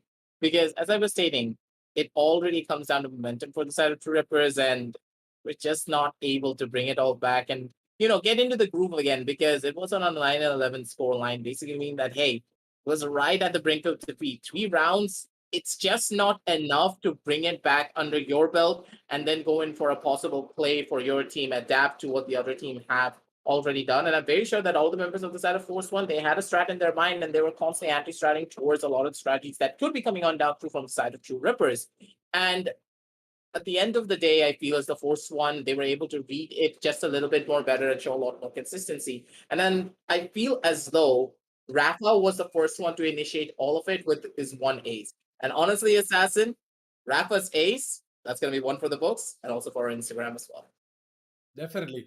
So if you have to go ahead and check out Rafa's Ace, you should go ahead and follow TC's socials as well as especially our Instagram page where we are going to be uploading that specific highlight reel as well. But congratulations, Force One Esports, for getting the victory in map number 1. We are going to be jumping straight in towards map number 2, Ascent. We're not going to be going in for a break as per our instructions. So don't you guys worry. We got you covered. I know you guys have waited for a long time. So we are going to be jumping straight in towards map number 2, Ascent, as well as long as the players are ready, we casters are ever ready. Like we were born ready. So as soon as the players are ready, we are going to be jumping straight in towards map number 2, Ascent as well. But speculating a little bit of what exactly is to be expected on the map of Ascent, Aggressive. What do you think? So the thing is that on the map of Ascent, we are going to be seeing Truerippers Esports starting off on the defense and Force One Esports to be starting off on the attack. Now, Force One Esports, I do know for a fact that they are really good when it comes down to their attack on the map of Ascent. But Truerippers Esports, don't you forget, they've got Relic as their resident cipher, and the guy is just an absolute god when it comes down to holding down the B side. So Ascent is sort of like, again, a story like Haven. But I feel like, I don't know, I'm just having this gut feeling that Force One Esports, they might just have that advantage as well. Because I've been seeing them, playing the map of Ascent, and I feel like they have a little bit of, that advantage against Truerippers Esports. What are your thoughts on that? In my eyes, it feels as though, yes, it can really work out, but at the same time, it all really does depend on the agent selection. If Masters picks up that raise, I feel as though the side of True Rippers, they could be at a little bit of a disadvantage. Yes, Masters is an incredible race player, but when you consider the map of Ascent, I'm very vocal about this, and I'm pretty sure a lot of people hate me for it as well. But I personally despise raise on the map of Ascent. You don't really get a lot of use out of a utility unless the teammate is setting you up properly. And if you're not able to get a lot of use out of your own utility, at that stage, you're relying purely on your gunfights. And doing that, especially on a pro level tournament, it's not something that you can expect to work out every single time. It's always a 50-50 coin pick. Doesn't matter who you are. If you're the best aimer in the entire world, you can't always expect your opponents to be at the perfect angle every single time. Sometimes there are off angles coming into play. There are enemy utilities you need to consider. That's why Valorant as a game, it's all about the utility. If you're able to use your abilities properly, you can completely change the tide of all of those matchups every single time. But moving on down the line here, ladies and gentlemen, things could just be a tiny little bit more different here as well from the side of True Rippers, because after that loss coming on down through from their end, I feel as though they could change up their strategies and bring in a little bit more spice as well. Possibly a Euro, possibly a Sky. Come on, Assassin, give me that much. Yeah, I mean, we definitely can expect all of that coming out from the side of both of these teams, especially. I don't think so. Like, I have never seen both of these teams pick up a breach on the map of Ascent. So I'm kind of expecting that to happen as well. But sometimes what you expect, you don't get. So, yeah, I guess I shouldn't be keeping my hopes too high. But the thing is that I definitely want these guys to bring something new on the table because I guess they both have faced each other enough times to know each other's strats. So unless and until someone has got some ace up their sleeves, this is once again going to be that really close affair between both of these teams, and they just might take it to overtime as well. You never know. If True Rippers do get the victory on the map of Ascent and they do drag this to the third map, then I guess this one's going to be for the books because the map of split is again going to be a very interesting affair, and we might just see both of these teams unleashing some newer kind of beast as well. But Yeah, like I am expecting some good stuff coming out from both of these teams on the map of Ascent, and I truly am looking forward to seeing what Force One are going to do because they are going to be hungry for the specific victory and they just want to take it home. Yeah, at this point, it's all about those strategies and who's really going to be bringing their A game down to the table. Personally, I want to see that Astra coming on down through for them for the map of Ascent in particular, because not having that Astra puts you at such a massive disadvantage as well, ladies and gentlemen, primarily because of not really the utility factor, but also the fact that using her ultimate, you can go in for a lot of executions that are impossible with every other controller. Because the fact that Astra can go in for a cosmic divide, cut up the entire site, and leave a tiny little bit of that portion open to go in for a possible plan. And if your teammates are able to coordinate their abilities properly, throwing out stuns, smokes, and also gravity walls, no one really will be able to stop that plan because you can instantly just go in for a lot of those Molotovs over towards the other side where the plant is going on down. And if they want to try and swing it and stop the plant, they're going to take a lot of damage, and you're going to be also waiting on the other side of that cosmic divide to take them down as well and back up your buddy. And all of these factors coming into play makes Astra such a versatile character versus Omen, Brimstone, Viper. And I'm really looking to see both of these sides pick up that Astra and then maybe pick up that Killjoy as well. I know a lot of people who are the OG viewers, they're going to know that I personally hated the Killjoy on the map of Ascent. But I think she warmed up on me, Assassin. What are your thoughts on the agent lineups that could be coming on down through and then picking up a Killjoy over that Cypher? Well, to be honest, I don't even have to speculate because the agent selection is already ready. And we are going to be jumping straight into the agent selection screen right about now.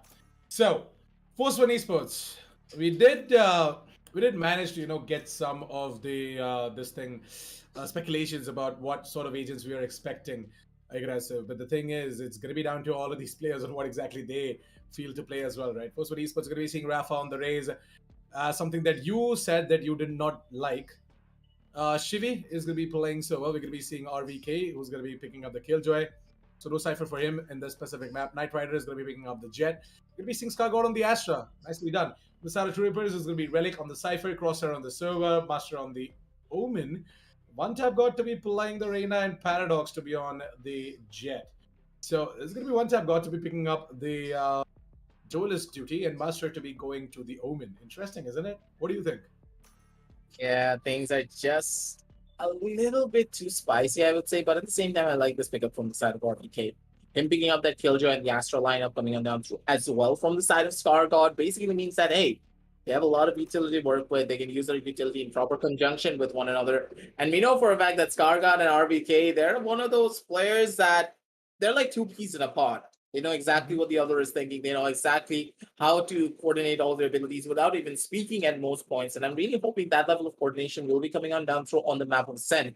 Because if you allow the side of Truerippers to get up that leash, you know for a fact that they're not even going to show you a tiny little bit of mercy, especially One Tap God.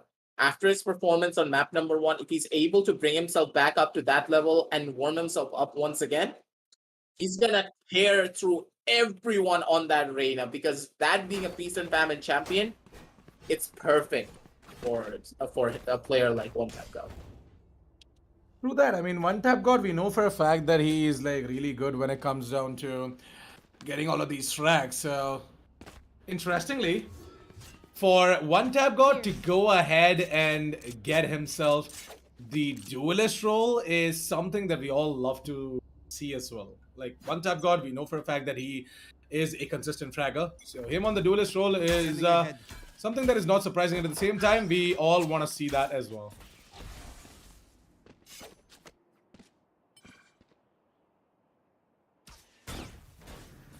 I guess I lost aggressive over there.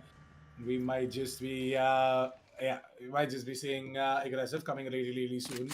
So don't you guys worry, it's gonna be back. But for now though, it is gonna be Trueripper Esports to have that that level of aggression over towards the A mains position. And like, with a minute left on the clock, Force One Esports, they're looking to go in for a split approach over towards the A side. So it is going to be this over to gain information over towards binaries and whatnot. Paradox's position hasn't been given away, so there's nothing to worry about. Paradox can still hold on over towards the binaries, and it's going to be Rafa to move in from the short position alongside the Reyna.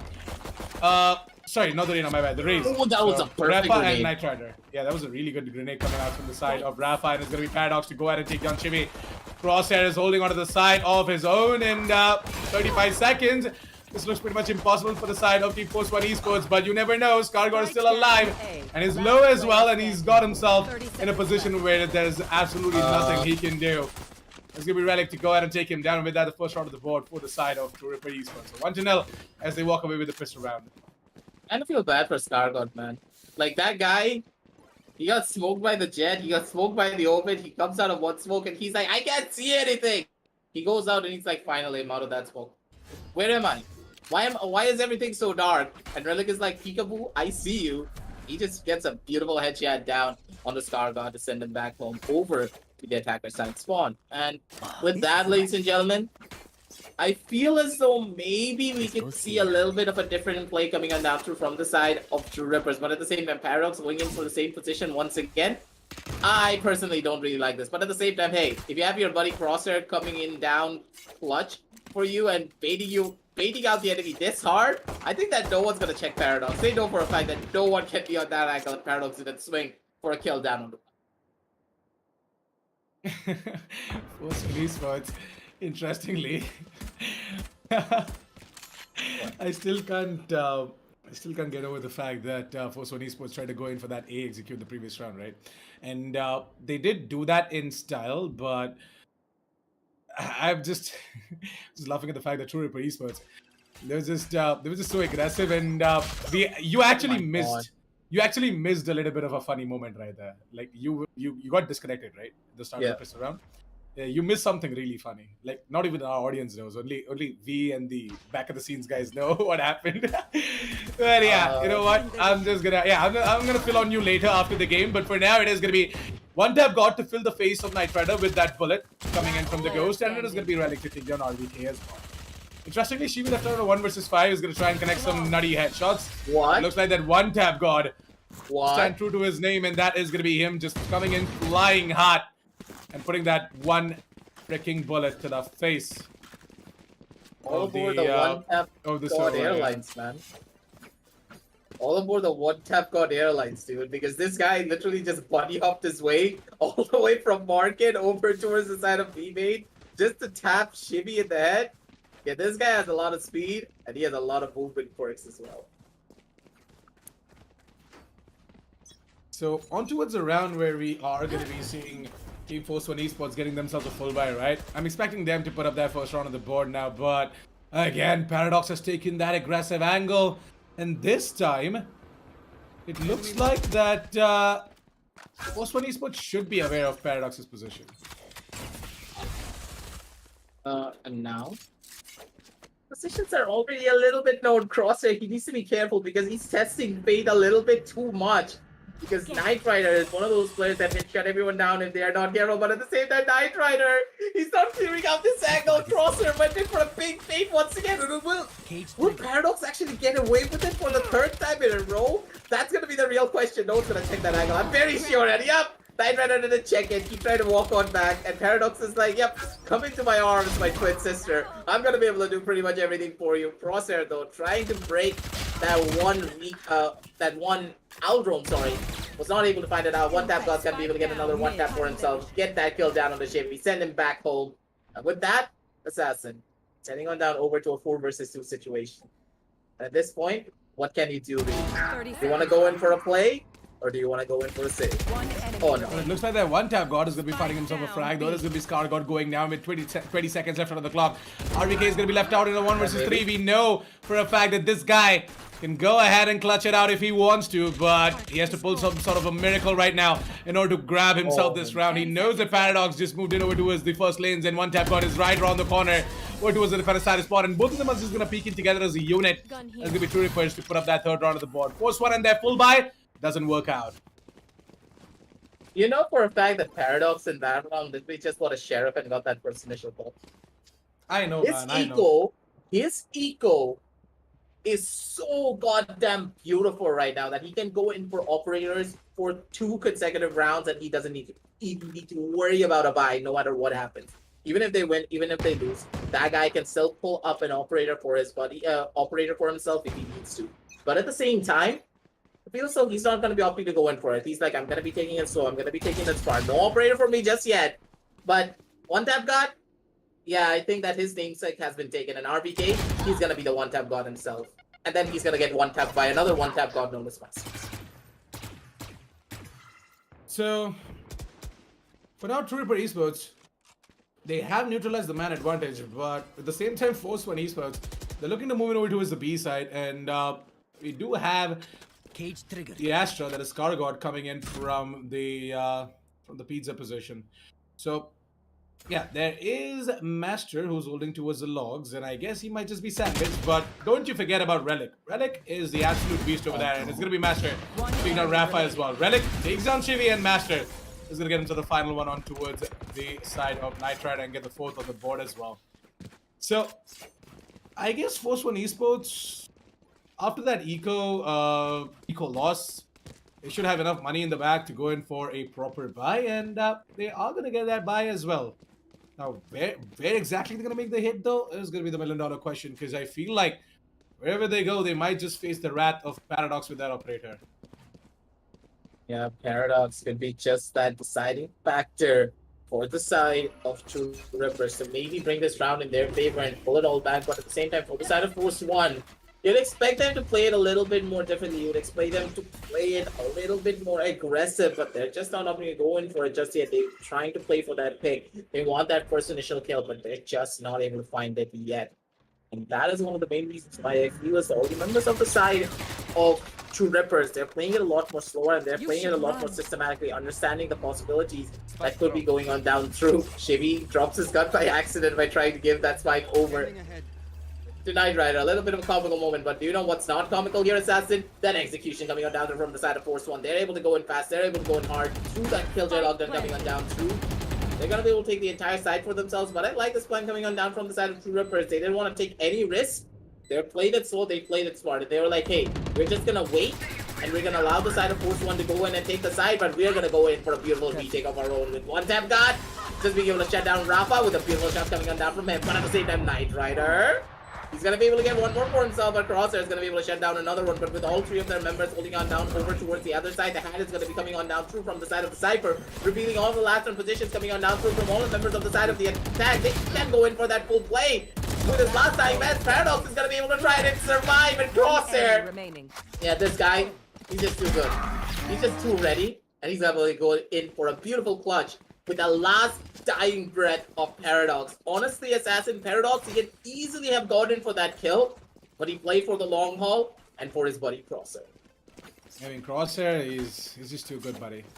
Careful. Like, Trueripper Esports as a unit entirely, their defense is just really, really good on the map of Ascent, and the map of Ascent is sort of like Truerippers' home ground, so Force One Esports, not really sure what's up though, but I really want them to get their entire zone back together. Like, they need to get into their zones right now. Otherwise, this is going to be a Trueripper show. Rippers as a team, they can always bring their A game down towards the map of Ascent, no matter what happens. And we have seen this team pull off a lot of the impossibles, but I'm really hoping that they do not let a lot of these victories get into their heads, because if they do, it's going to be a repeat of what happened down over on the map number 1. And map number 1 was a really good showing coming on down from them, but at the same time, Scargod, he cannot go in for a spray like that, standing out in the open of the side of A short near tiles, and Scargod, he pays for it with his own life, and it's going to be Paradox being able to stab a bullet into his body, take him on down out. And now without that Astra here, Assassin, this execution down towards that B side is nearly impossible, because one tap God, as their phone numbers calls them up, gonna be able to take one person home, but RBK declines the call, and he's like, nope, not gonna be taking any calls right now. I'm gonna wait.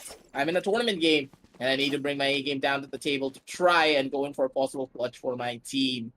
But at the same time, when we were fighting it out over towards that B side, it feels as though Knight Rider, he knew what was up, headed on over towards the side of A, cleared out the entire side for himself, and headed over towards that heaven angle. Knight Rider, he's in the perfect position to go in for a possible play by Crosshair. I think he's just a little bit too sneaky and expected that play to come on down through from the side of the jet. Yeah, I mean, Truerippers, they do know the tendencies coming out from the side of Esports, and I guess RBK, he won't be able to do much as he's gonna face the Rat of Paradox. What the hell?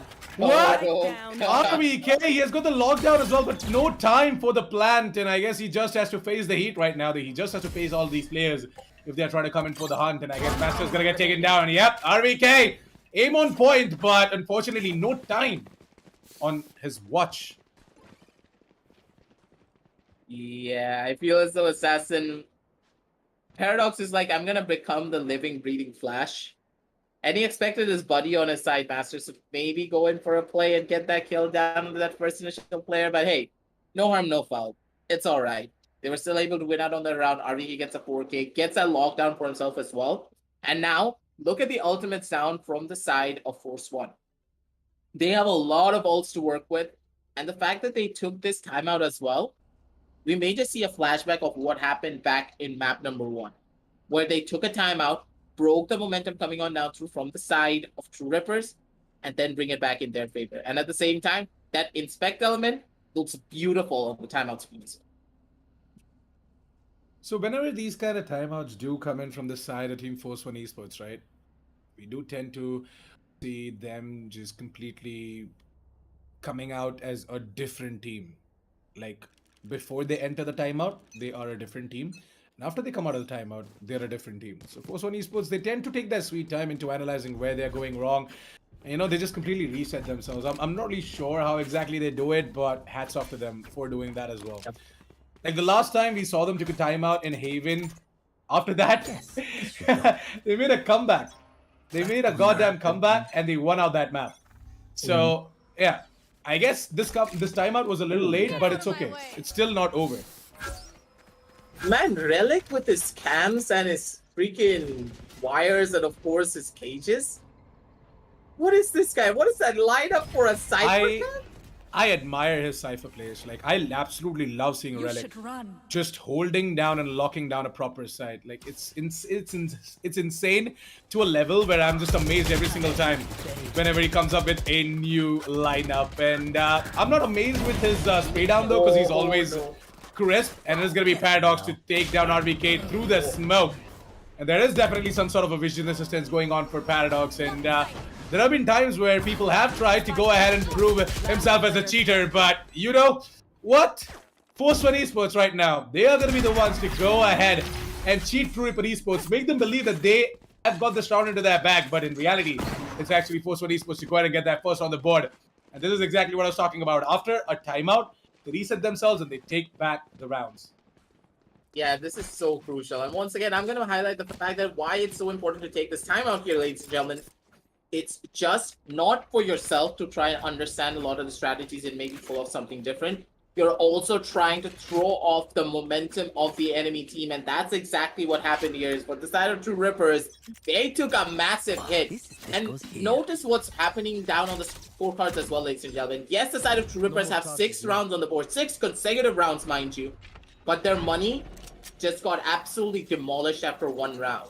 And that's only because the fact that they constantly won out on those rounds on a 1 versus or a 2 versus X scenario. They were able to win it out decisively and get their economy rolling as fast as possible. And with Paradox buying 2 operators in this previous rounds and then losing it out here, that just was the final nail in the coffin for their eco. And this is the second win that the side of Force One needed to maybe go in for a possible play and bring it back over to that even Steven scoreline. If Paradox doesn't get a kill with that shorty, that is. Did they spot out Paradox? Yeah, they did. Nitrate. I guess, yeah, Nitrate knows. And there you go, Crosshair is going to be fighting himself the flag on towards Rafa, but Rafa's Boombot takes down Crosshair, and I guess now Nitrate is not aware. Is he? I guess he is. Possibly, yeah. And it's going to be one tap. Yeah, possibly he is. And one tap God is going to come in and stop the plant as well. He's going to go ahead and take down Scar God, which sort of, you know, it sort of relays the information to Shivi that, hey, he's nearby and he might just jump down from the rafters to take me down, whereas Relic goes there and takes down RBK. There's gonna be one tap God to be going.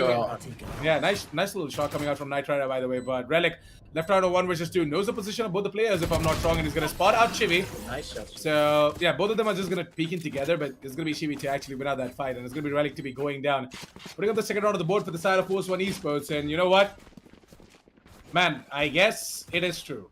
The timeouts, they do sort of create some sort of a magic for the side of Force One Esports. And my analysis wasn't wrong, so hey, thanks. Yep. Then you kneel back, put your legs on the table, and just give the mic over to me, because I have a little bit of analysis coming on down from my end as well. Because on this round in particular, I have to give it to Knight Rider to have that game set and of course have that confidence to go in for that play once again down towards that A side. And honestly speaking, Assassin, it feels so Knight Rider, he has stepped up massively for this one particular map. And just as I was talking about Knight Rider, telepathy really did work out strong. Knight Rider is going to be able to chime out and get that kill down on the Paradox, who he was expecting to go in for that peak. Rappa gets another kill down on the one-tap god, and I feel as though the entirety of Truerippers, they've fallen into a loop, and they're going in for the same strat over and over and over again. Paradox opting to go on down towards that same angle once more, where he was holding on down with that operator. The side of Force One, they expected that, and they were able to shut him down beautifully for it. 55 seconds, right? Force One Esports, they are going to be moving in over towards the B side, and yeah, again, nice little lineup coming out from the side of RVK. I've asked him for the KJ defense tutorial and the attack tutorial as well. So hopefully he makes a video on that soon. But for now, it is going to be Truerippers supposed to make a video of their highlight reels as they're getting all of these faces from the side of Force One Esports over towards the B side. Crosshair still going to keep on holding onto the side, but unfortunately not going to be able to take down his copy. That is Shivi. 30 seconds again. 30 seconds left. This is a man advantage for the side of Force One Esports, and I guess they might be able to go ahead and get this round as REK deletes off faster, and he's looking to get the final frag on towards Relic as well, but it's going to be Shivi to spot out Relic and finish him up with the Hunter's Fury. 6-3, ladies and gentlemen, as I guess the Force has finally awakened. Yeah, this is Force One for you, ladies and gentlemen. As soon as they have the ball rolling on their court, they're not going to give up that ball no matter what happens, and they're going to keep on scoring points over and over and over again until a miracle does happen from the side of Truerippers. But at the same time here, Assassin, a miracle could just happen as well, because on equal rounds, it feels as though Truerippers, they become a completely different team. But at the same time, I think that RBK, he's going to have a nightmare in the making if all the members on the side of Truerippers try and decide to push him down towards that B-side area. And with that, it's going to be one-tap god getting that first initial kill, and the miracle has already started. Assassin! I called it! Is it going to happen? Take away the mic and go for the commentary. Hey, come on, dude. You started off, you ended, all right? you don't pass on.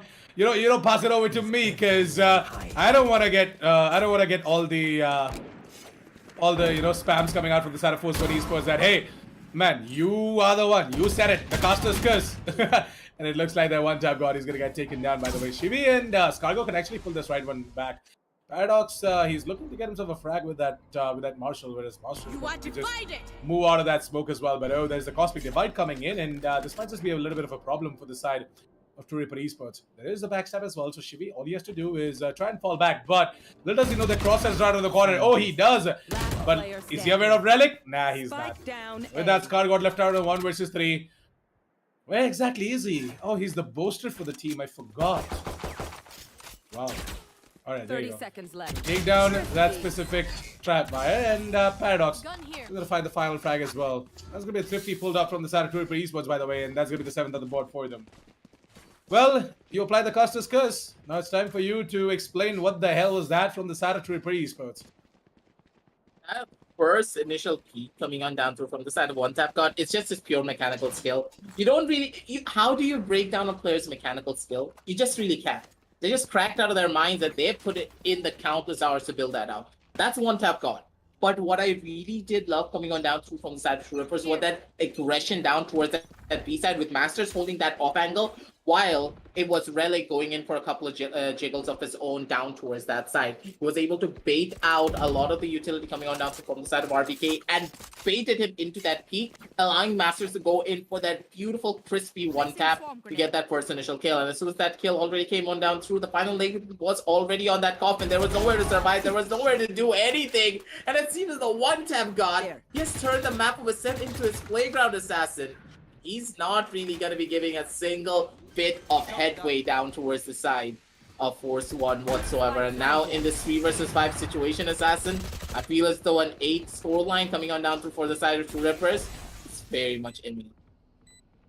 So with one-tap god getting that frag onto its Gargod as well, I guess Knight Rider, he's going to have to make a difference here, but never mind. Rafa He's gonna go ahead and pull out that ultimate, and he's gonna get himself a frag as well. That's gonna be Master going down. Oh, thankfully, we are gonna be seeing Rafa staying alive, but not for very long, as it all comes down to Knight Rider 1 versus 3. My God, That's gonna man, be one tap god to come in, and once again, a quad to get the 8th on the board for Trueripper Esports. It is one tap god, one tap god, one tap god every freaking round. Remember what I was talking about, one tap god picking up the arena or possibly a Phoenix on towards the map of Ascent when we were doing the analysis for the pre-show?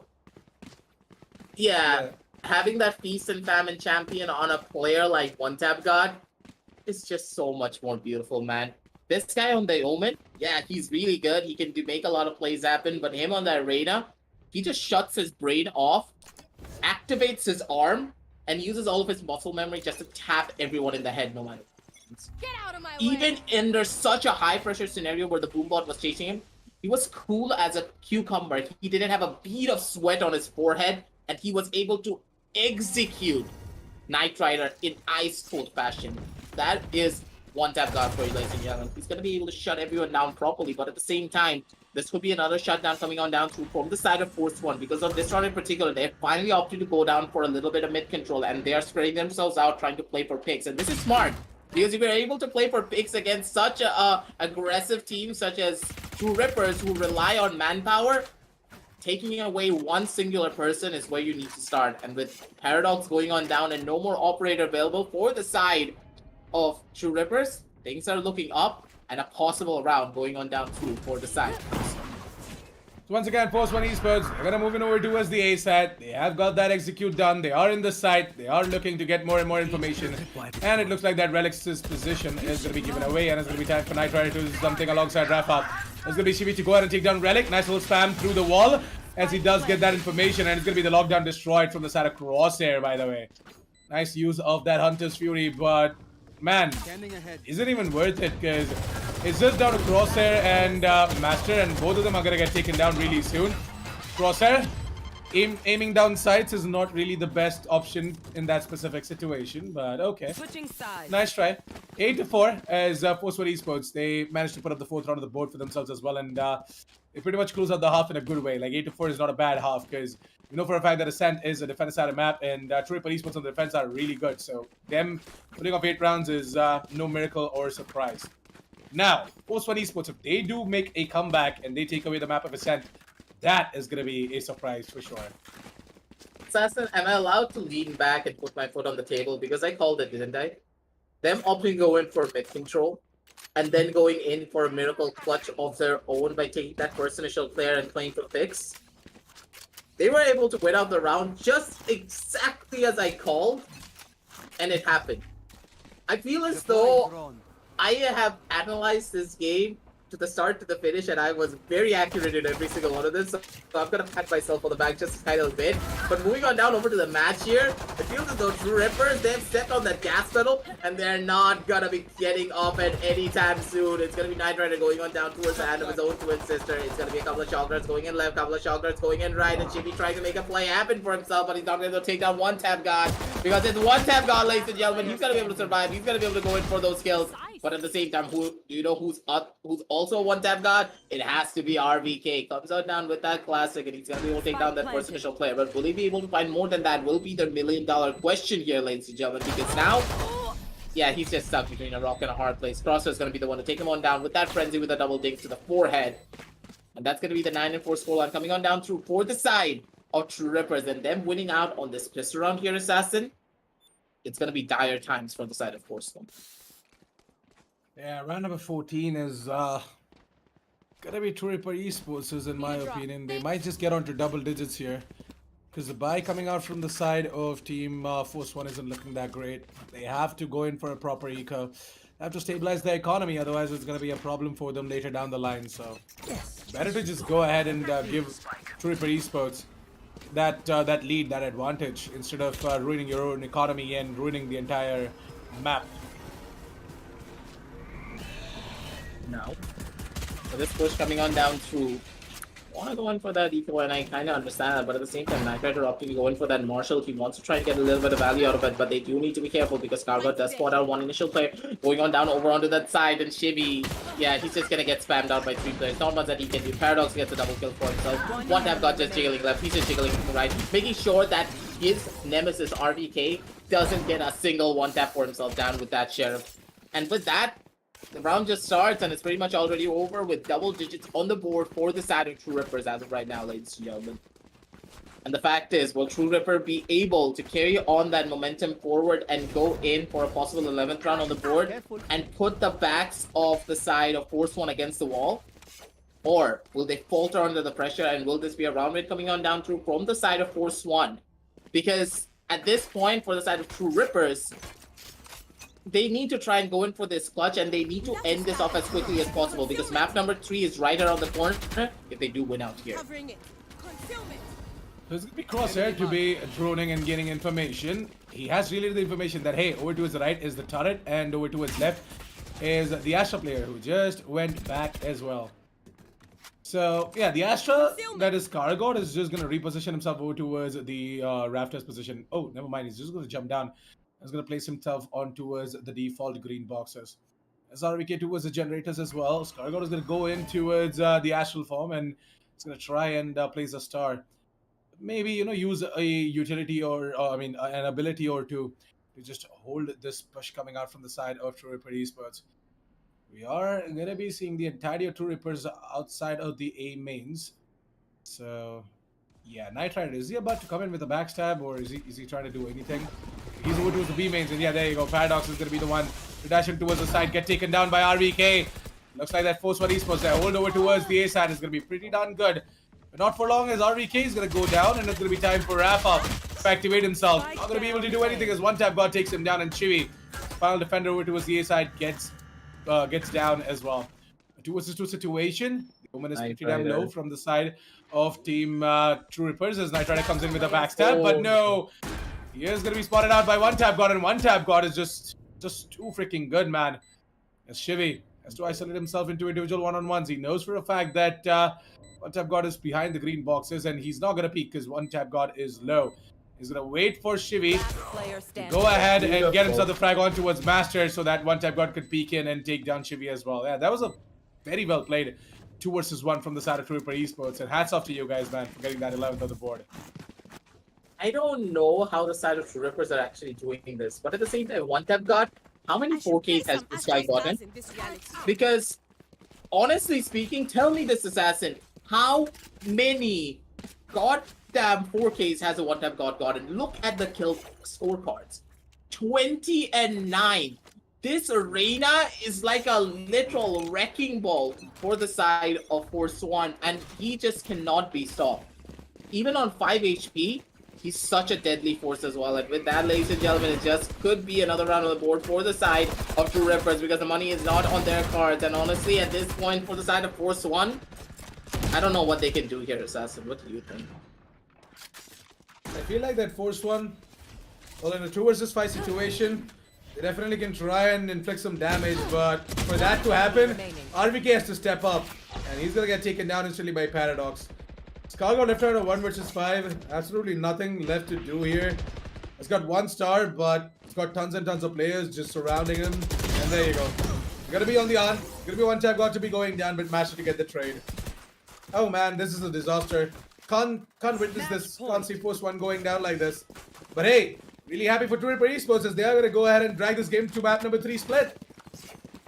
Yeah, Truerippers, they made their stand, and they are making sure that we know for a fact that map number 1, it was a really tough showing for them, but they're able to brush off defeat, and they're able to come back stronger on map number 2 and bring it back onto their end. And hey, ladies and gentlemen, if you're a Trueripper supporter, you're going to be really happy back at home. Make sure to spam their hashtag and show them the support as well to try and close out this half, because honestly, Assassin, I'm a little bit afraid because Truerippers, they have that track record analytically to lose out, especially when it comes down to being this close to victory. Yeah, I mean, Truerippers do have that curse, but I guess today, especially on the map of Ascent, I feel as though, will that happen? Or will my... Yeah, I think my caster's curse is started. And I guess your mic is I also think that giving a little bit of a... Yeah, your mic is definitely giving you a lot of troubles, aggressive. But even I guess it's as a your internet. caster, can try. Possibly. Can you? Yeah. Yes. Yeah. Now we can. It was actually your internet.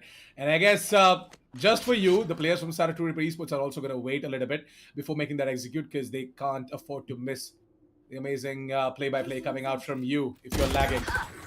And finally, now that you're back, we're going to be seeing Truerippers Esports making that specific execute over towards the B side. But Rafa is going to stand true and he's going to go ahead and take down Crosshair as well with a one tap. What a way to finish it off. Fifth round of the board for Post 1, and I guess the curse still lives. Truerippers Esports on a match point, they're not able to close it out. I mean, it's just one round, so anyways. Yeah. But at the same time, Assassin, like, before I did get disconnected, I was saying that, hey, this could be a possible clutch coming on down through from the side of Truerippers, and I'm very sure that you heard it as well. And there is a curse that the side of Truerippers have. Them at the brink of winning, and then just suddenly losing out at the last couple of seconds, and then a possible comeback coming on down through from the side of their opponents. Will it really happen? Because I was calling it out, and RPK just went in for a nutty shot and sent Paradox back flying. So I feel as though Force 1, they could just take it all away in their favor if they're able to carry on the momentum and go in for a possible comeback. So Assassin, what do you think? Because personally, if I say something, it could just come true. Never mind. Yeah, it looks like that Force 1 Esports, once again, are going to lose their life by just going in aggressive like this. I've got no idea why Rafa had to go in for that peak, but... Well, kind of lost his life in the process of doing so, and it looks like that Shivi is going to gain information that, hey, tons and tons of people from the side of Truerippers Esports over to his middle position, and one tap got it. I like this cheeky little play coming out from him. He's just going to ask the entire team to move in over towards B-Main. Gonna try and walk in and just, make a hell lot of noise over there. So that these guys are going to try and rotate, and I can catch them while they're trying to rotate as well. So hey, 30 seconds and the defense had a Killjoy. I guess it was just put a little bit too early. Never mind. There is RVK with them godlike nanostorm grenades as well, but Paradox doesn't give a damn. He's like, I'm just gonna updraft and dash into, as one tap god is gonna come in with a late backstep. Paradox looking to get the frag on towards Scargod, and Scargod is gonna be going down. There's no time, by the way. 13 seconds after the clock. Master is going to take that fight to RVK, but RVK still wins it out. RVK going to take down Paradox, and RVK might just stop the plant as well. Yeah, there you go.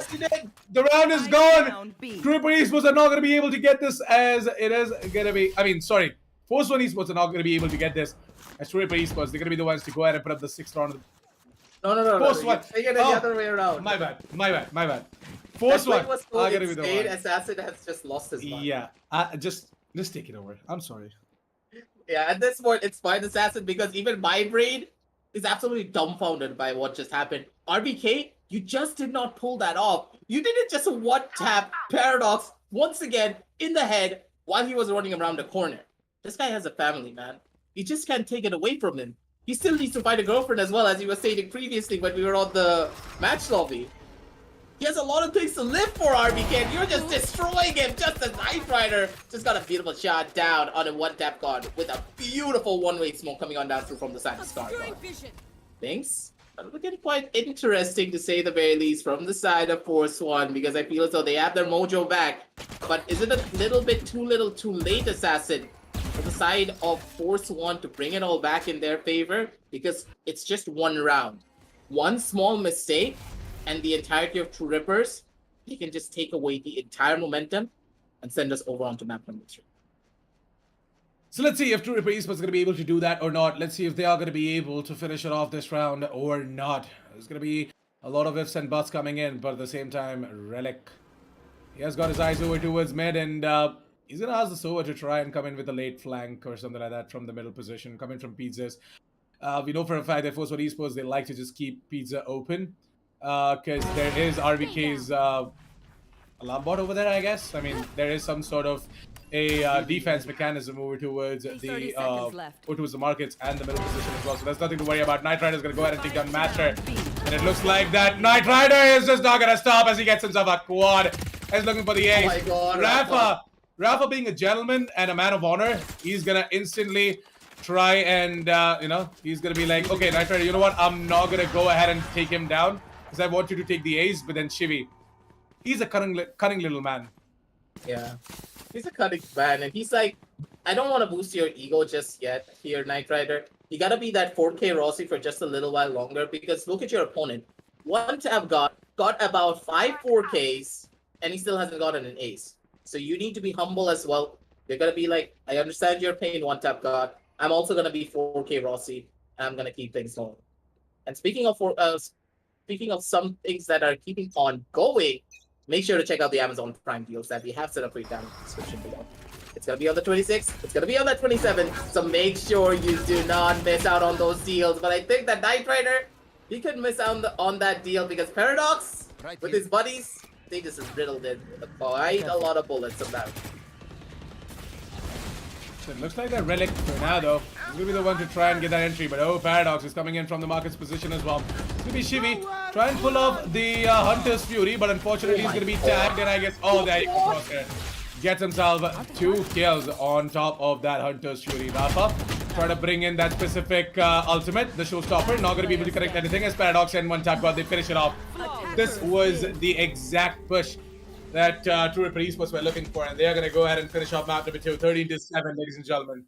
As Force 1 Esports are not going to be able to, make that epic comeback. But hey, nice try though, as we are going to be seeing. Force 1 Esports. We're not going to be able to, go ahead and get that victory on the map of Ascent as we are heading on towards Split. Sorry for the fumble, by the way. Just was setting something up. But hey, Aggressive, what do you think about that specific map, buddy? Honestly, in my eyes, I have to give it down towards the side of Truerippers right at the very end. And Crosshair, this guy has been pulling off Hunter's Fury that gets a lot of value every single time, not only to deny the plan, but also get that first initial tag, cause their opponents to become low, or force them to use tiny little bit of utility to circumvent a lot of the pushes that could be coming on down through with the successive Hunter's Fury every single time. And at the very end, Crosshair, he came up massive, got those 2 kills, opened up the side for his team, and at the very end, it was just a coffin dance. Rafa swung the corner and literally saw 4 people. What do you do there in that situation? True that. There's absolutely nothing that can be done. And to be honest, that was the case for Force 1 Esports. It's just helpless in a lot of situations. And by the way, what you guys can do is go ahead and check out the Amazon Prime Day sale in the meantime, which is going to be happening on the 26th and 27th of July later this month. So mark your calendars. Click on the link down in the description below and check out the Amazon Prime Day sale and help yourselves to get that favorite product of yours that you were wishing for from a very, very long time. But hey, let's head on over towards the match highlights and see what exactly was the entire narrative for this specific map. It started off really good for the side of Truerippers Esports, and it sort of was a little bit of a problem for Force 1 Esports as well, in order to go ahead and grab all of these rounds in the first half, because Truerippers Esports and their defense was pretty damn good. And Force 1 Esports, they had moments with them, where they did go ahead and eke out a couple of rounds on that attack. But unfortunately, it was just one tap God popping off really well. Not really sure what happened to one tap God. Maybe he's just angry. He's just angry with the fact that, hey, we lost Haven. We were not supposed to lose that out. If I was playing a duelist, just like in the map of Ascent, I would have actually got you the win. But yeah, yeah, jokes aside, it was a really good one coming out from the side of Truerippers Esports, and it just screams out domination on the map of Ascent. And Truerippers on the map of Ascent are the true gods. Absolutely. It feels like Truerippers, everything was working in their favor exactly like clockwork. And I would say for the side of Force 1, they had a lot of different strategies, but things were just not really working out for them. For the side of Truerippers, they knew exactly what they wanted to do. They knew exactly how they wanted to take a lot of those different engagements. And I feel as though it all really came down to the defensive side from the side of Force 1. They could have done a lot more, maybe taken it down over towards that 8-4 score, towards that 6-6 or that 7-5, and things would have been a tiny little bit more different. So a little bit of a communication gap, I would say, coming on down to from the side of Force 1, because they had a really good start. They were hitting all of their shots. So there was not really a lot of problems coming down over onto mechanical skill, but a little bit more towards the side of strategy. They wanted to go in for those executions a lot more differently, relying a lot more on their utility than their raw gunfights every single time. And yes, it's really good to rely on your utility, but when you don't have a flash on your team, you need to rely on your gunfights a lot more, because utility can set you up everything there.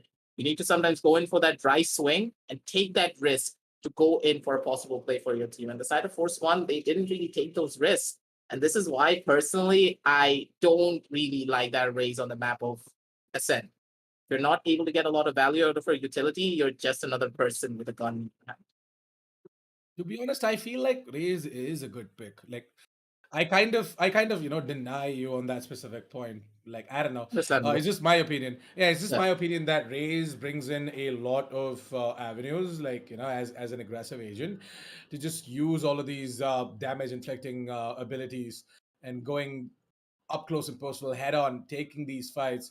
And that's exactly what Rafa did. Like Rafa did absolutely everything he was supposed to. It's just Yeah. that Force for Esports, they were not able to, you know, gain a lot out of that lineup that they had. Yeah. Force for Esports, not really sure what went wrong, but their attack wasn't really looking like uh, they had a lot of synergy and coordination. Like Truerippers Esports, Mhm. they were just way too better. Their Yeah. defense was on point, and one tap god, as always, was just popping off. And there you go, Crosshair. The final moment where he got himself a double with the Hunter's Fury and Paradox and one tap god, they finished it off as well. With that, we pretty much covered the end of map number 2 as well. We got one more map. That's right. This is the best of 3. Whoever's going to take on map number 3 is going to be the winner of the specific quarterfinal match, and he's going to be heading on towards the next specific stage of the Amazon Prime Day Valorant Championship as well. Brought to you in association with LG Ultragear, Logitech, Steelseries, and Corsair. You guys should definitely go ahead and check out the Amazon Prime Day sale, by the way. Link down in the description below while we are setting up map number 3 for you guys. But aggressive. Map number 3 split. It's going to be, again, a very, very interesting affair. What are your thoughts on the map of split? The map split in particular, I would expect both of these teams to maybe go in for that breach. We know for a fact of how good of a breach Master can be if he wants to pick that out. But at the same time, knowing Crosshair now that he's no longer going to be playing that Sova, I really want to see who's picking up that breach. Will it be One Tap God? Will it be Crosshair? Because Truerippers as a team, they're known to really switch up their lineups constantly depending on the map to constantly keep their opponents guessing. And each of the players have very different playstyles depending on the agents that they are playing. Like One Tap God was very cool, calm, reserved in map number 1 when he was playing that Omen on Haven. And in map number 2, Reyna, he just completely tore through everyone. So for their side, for the side of Truerippers, I'm saying that I really need to see what they have on the table. And for the side of Force One, their analytics and their statistics will speak for everything. They are a team that are very strong on the map of split because of their team playing coordination. True that. Well, with that, we are going to be heading on over towards a small break, guys. We're just going to get map number 3 ready. So please don't go anywhere. Stay glued to your seats because we're going to be right back with the map of split as well. So, yeah, going to be right back. See you guys soon.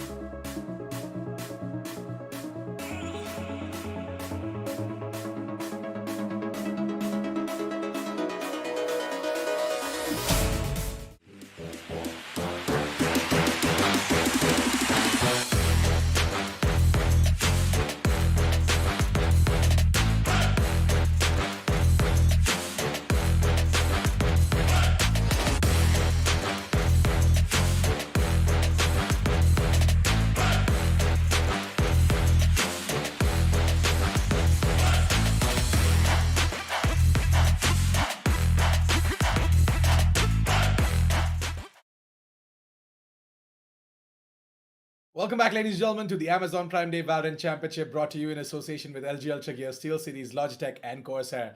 I'm Assassin 47. On the desk with me is Aggressive, and we are all set and ready to dive straight in towards the map of Split, because that is where the action is headed now for the final map of this best of 3 matchup. Aggressive, what do you think? Honestly, I'm really excited for this game. And honestly, after what happened on map number 1, of course, the dominant showing from the side of Truerippers on map number 2, taking it over onto a 13-6 scoreline, Assassin, you can't ask for anything better than that line. And do you know what you can ask for more? Is from the side of Amazon and their Prime Day sales. It's going to be on the 26th. It's going to be on the 27th. Mark your calendars and make sure to check out all of the deals that we have set up for you down below in the description. You'll see the link for the side of the Amazon. Head over there, get yourself the new peripherals that you want from the side of LG Ultragear, from the side of Corsair, and of course from the side of HyperX as well, and of course Logitech. Never forget, ladies and gentlemen, we got your backs covered. And as we are going to be heading over onto the game, Assassin, I'm really looking to see a couple of more different plays coming on down from the side of Force One, because their backs are against the wall right now. They don't really have a lot to work with, so possibly a Sky or a Breach could be their best possible bet to try and take away this map away from the side of Truerippers.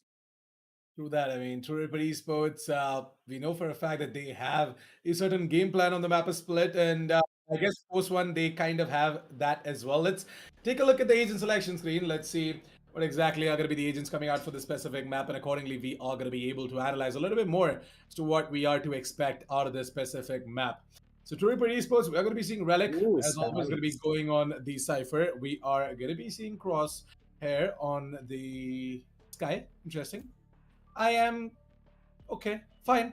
One Tap God is going to be on the Raze, and we're going to be seeing Paradox on the Jet. Master is going to be going on the Sage. Now, Crosshair to be going on the Sky. Yeah, see, there you go. He's going to change it up. I knew it. Like, what about the controller, right? You need a controller on the team. What about the smokes? This is not like... yeah. I mean, come on. Jet controller.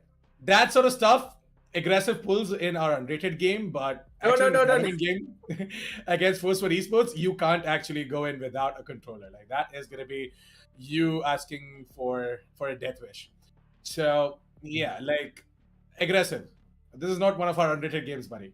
Yeah. But hey, the Jet controller really did work out until the enemies found out what we were planning. But it's fine.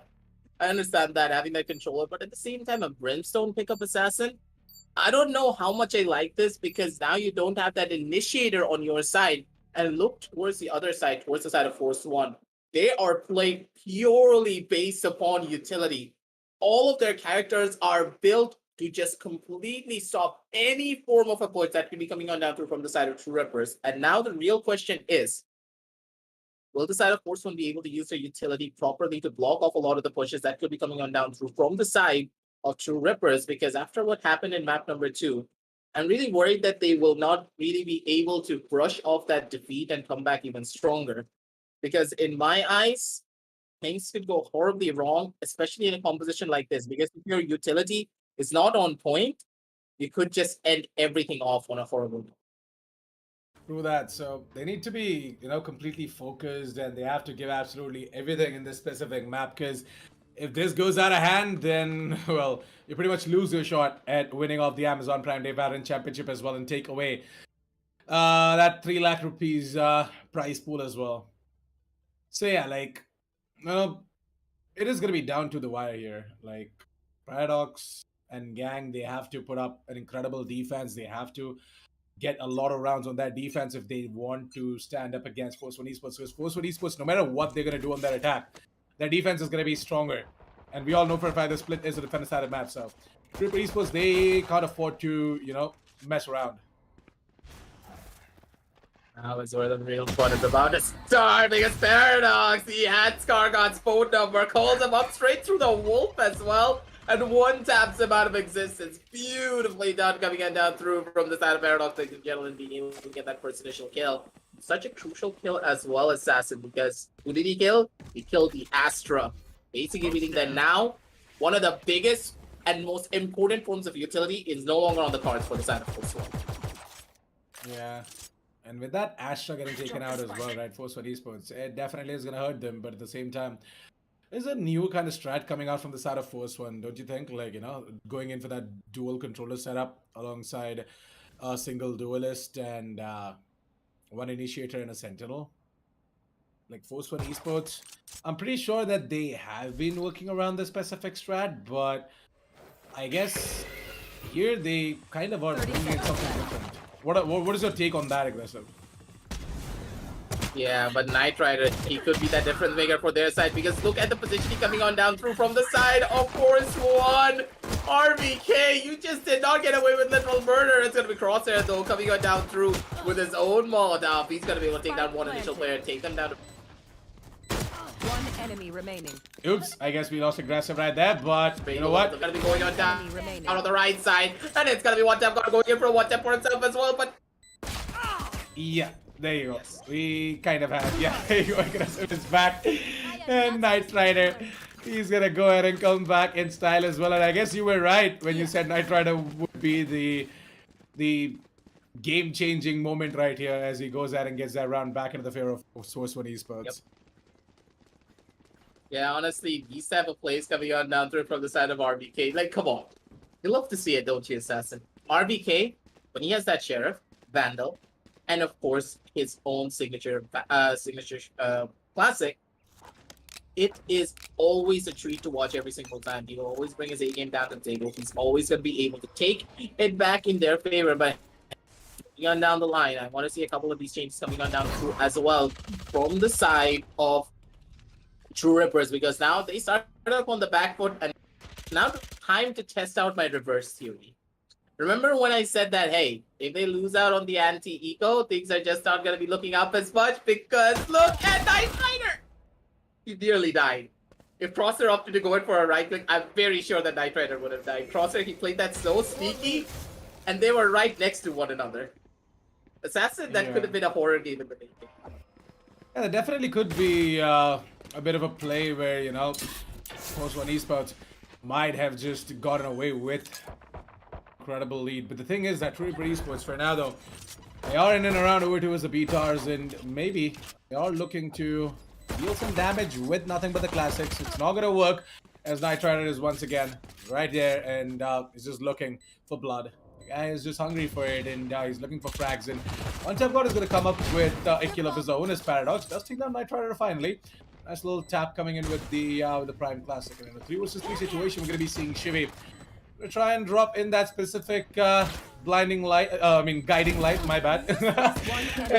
Shivy, yeah, I did that.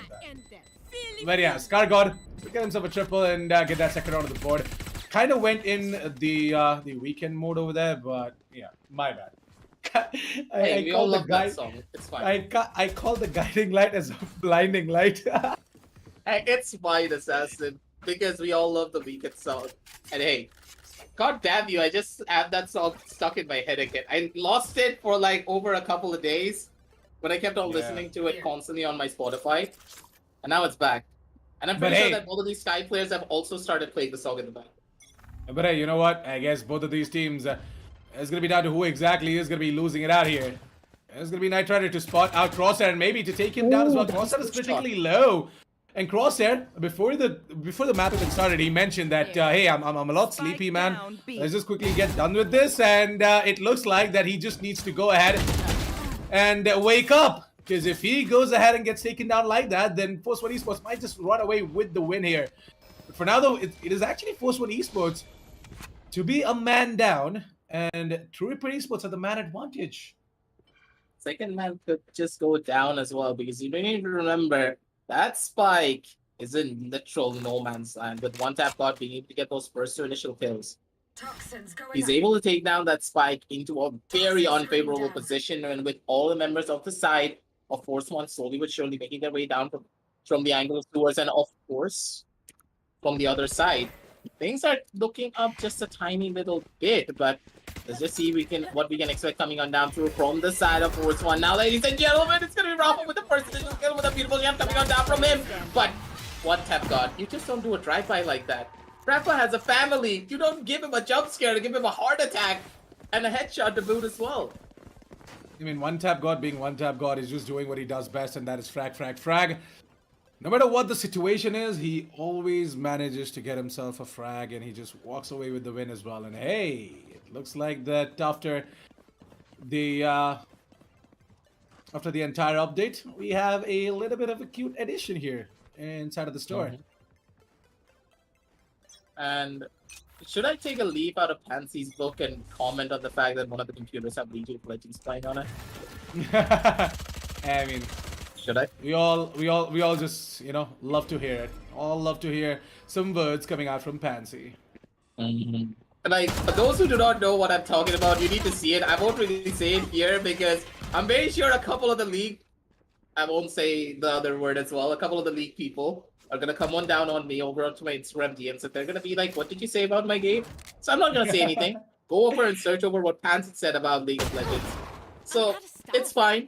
Completely fine, but at the same time, you know what's not fine? Paradox and this judge. I don't like this assassin. It's giving me PTSD.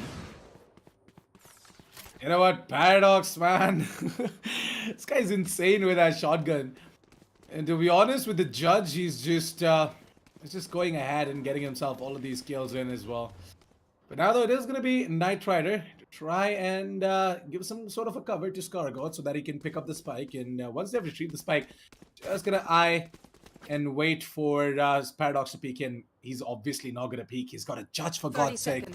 Can't take these long-range engagements, and is going to be ready to try and take down Rafa, and he will be succeeding in that as well. Now, Scargod knows for a fact that Relic is still holding on over towards the B side, and is going to be ready to go ahead and take down Scargod as well. Nicely done, Relic. As I've said this multiple times, Relic is that thorn into the works of a lot of other teams out there. Like, on the defense, Truerippers Esports, it's impossible to take down Relic and his hold over towards a particular side, so... It's insane, man. Relic, just stop. It's enough. Initially, when we did see Relic doing his first debut in other tournaments, part of other teams before the side of Truerippers, we always have seen a lot of potential in this one player to completely break down almost anyone that he faces when he is on that cipher. But here is the thing. Relic was a beast back then, and he is like 10 times more dangerous now. This guy and his game sense and of course his aim have leveled up to a point of dangerous level. Almost Goku Ultra Instinct level. And he can always bring the pain every single time. And what's really scary about Relic as a player is his consistency. He doesn't need to hit every shot. But what he can do is use his utility to set his team up beautifully for a lot of their own plays.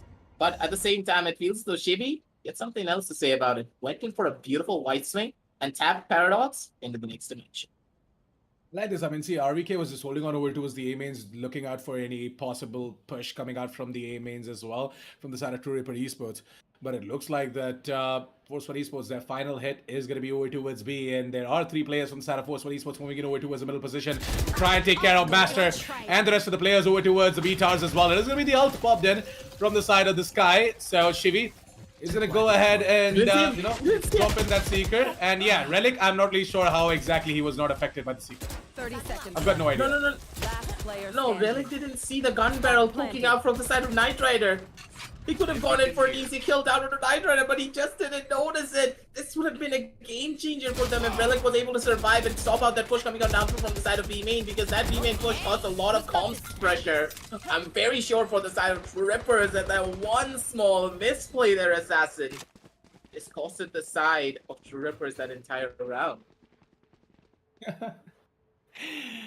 Man, I've got no idea. Like, first of all, Relic not going ahead and spotting out their gun barrel, and also I've got no idea as to how the Seekers just passed by Relic. Like, I kind of got zoned out over there as well. Like, what happened? Like, the entirety of that ult was just, it just, I guess, passed sideways from Relic. I'm not really sure what happened over there. Kind of missed the action. Yeah, it's gonna be Rafa to be pulling out that ult, and we're gonna be seeing the showstopper in action. That is gonna be Relic going down. I've got no idea what Relic was thinking, by the way, just holding down that crouch button. It was sitting right there, tucking himself in the corner. There's one tap god.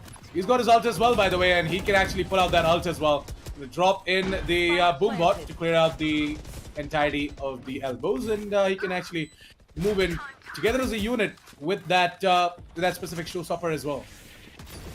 Now, what is going on down through? It's gonna be RBK going in for that presidential card. He's gonna be able to take down one tap god, but at the same time, RBK, he's gonna be good for a second as Crosshairs is able to take down one. But how long will they be able to survive? How long will they be able to hold on? Because it's gonna be Masters coming on down through to try and go in for a clutch for himself. But Scargot's like, nope, I'm gonna go in for my signature Scar Peek and immediately shoot a bullet into his skull.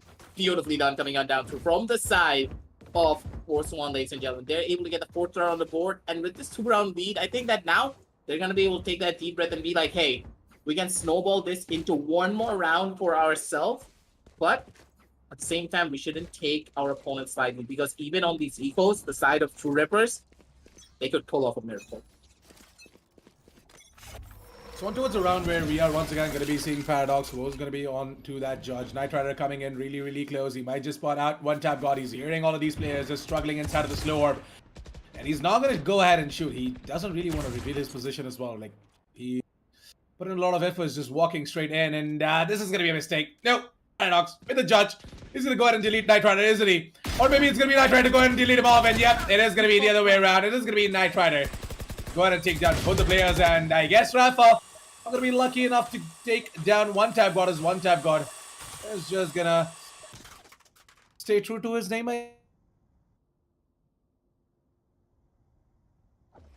Poison orb emitting. Spike planted.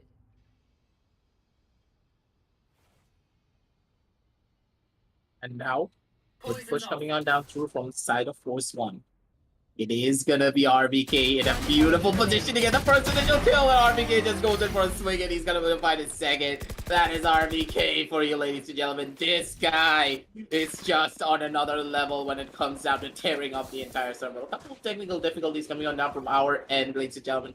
I'm extremely sorry about that, but the action will still keep on rolling on your screen even if we have technical difficulties, because our production crew is just that incredible. But hey, moving on down the line, that's going to be the 2-5 scoreline that we were expecting to come on down to from the side of F1LS.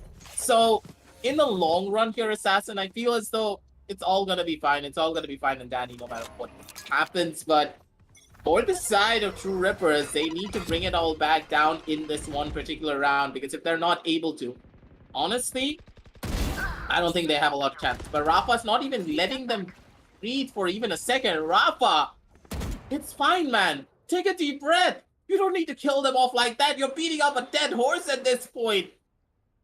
And Rafa, he's just looking for more. He's hungry for blood, and he's trying to find it no matter what happens.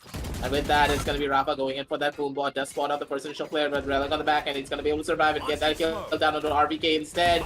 Things are changing up nicely, ladies and gentlemen, and this is what I love to see. But at the same time, the execution is just not there yet. They're still holding on down strong towards that B main area. They're not able to make that push. They're still stuck here. And will they be able to go in now is gonna be $1 million question, because with only 45 seconds left on the clock, they need to make that choice. Either go towards the side of B or head on down towards the side of A instead. And it feels as though they're ready to make this execution happen. But Crosshair with his orbital strike, he's not gonna be giving anything away. But Rafa, man, it's just Rafa doing Rafa things. 30 seconds An left. assassin?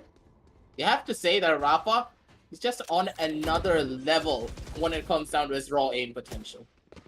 But hey, Spike planted. I feel as though like Assassin having a little bit of technical difficulty. He can still hear me, but we can't hear him, so it's fine. It's dandy. I got you guys covered back at home. You guys can always hear me out until Assassin comes back with his old beautiful voice. And on this 2-6 scoreline, let's see what we can expect coming on down to from the side of Force One, because there's strategic changes that they are pulling off, and I personally love this strategy coming on down from them because this is a Gen G strat that a lot of teams have been using down towards the bigger regions of NA and EU. And Assassin, give us your thoughts on the strats coming on down through from their side. Hey, really sorry. Not really sure what happened, but suddenly out of the blue, had a little bit of a tech issue. But anyways, I'm back now. So we are going to be jumping straight into towards a specific round as well. But yeah, you mentioned about the Gen what was it? I forgot. Yeah, the Gen G strat, right? Yeah. So yeah, I mean, I did hear about it though, but I personally have not witnessed it, so really can't be making any comments on that. Did not actually get the time to go ahead and check out all of the games coming out from the side of Gen G as well. But you know what? I can definitely go ahead and check out the games coming out from the side of Force One Esports, as they are going to be giving me a glimpse of that specific setup in Relic. He's going to try and show us what he can do, try and get some frags here and there as RBK gets taken down in a 1 versus 3. Relic is going to try and get himself some frags and maybe potentially save a Phantom or two. But yeah, that's not going to happen, as there's going to be the side of Force One to go ahead and take him down as well, making it 7-2 as we move on towards round number 10. I think that Relic feels a little bit lonely that his Sentinel brother RBK is playing that controller. He's like, I thought that you were supposed to play a Sentinel, man.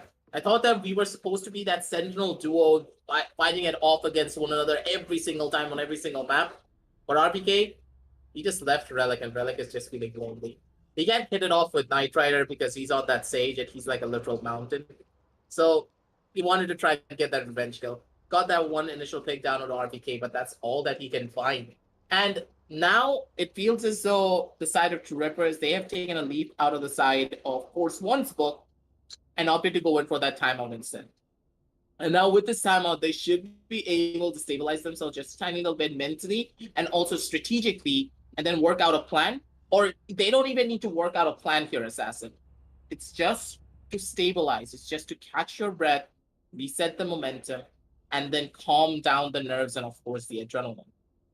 Will they be able to go in for this clutch? Will they be able to go in for this round? Because Assassin, everything that they have worked towards needs to go down on this one round. Otherwise, it's already over. And the side of Force One, they can just walk away with the victory pretty much. Because if they're able to take it down to that 2-8, a 9-2 is very much imminent. Hey, Force One Esports are actually having a really good time on the attack on split, by the way. I expected the opposite, by the way. I thought that, it was going to be Truerippers Esports to have a good time on that defense, but it looks like that Force One Esports way too strong in Rafa with these explosive plays. He's just making it look so easy. Rafa is going to pass on from the Viper wall, is going to move in eventually over towards the defense side spawn as well, but no! This pass is going to be blocked, and it looks like that RBK has to take the fight on towards Crosshair, but it's going to be Shivy actually to take him down, and interestingly, it's down to a 2 versus 5. Force One Esports, what is this kind of a force that you're bringing on the board right now? As RBK is just not going to stop at all, he's just going to press on W so freaking hard, and he's going to get intel. Yeah, at least he got that intel. He's like that living, breathing drone. Who needs a Sova? Who needs a camera when you have RBK running around on that Viper? Right, Assassin? So, in a way, no harm, no foul, but at the same time, the main harm will be if Paradox is able to get away with that operator, but I don't think he expects Scargot on this lurk, and Scargot's like, Peekaboo, come back here! I know for a fact you're holding down on that angle, and slowly but surely they're converging on towards their side, and Rafa! You just did not do that. Rafa did get a headshot knife, but at the very end, Paradox was able to get a kill down onto him in the long run.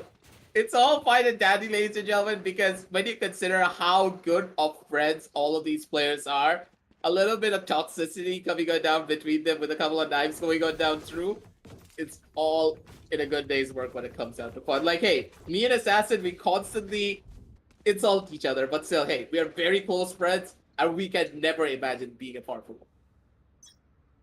That's true, man.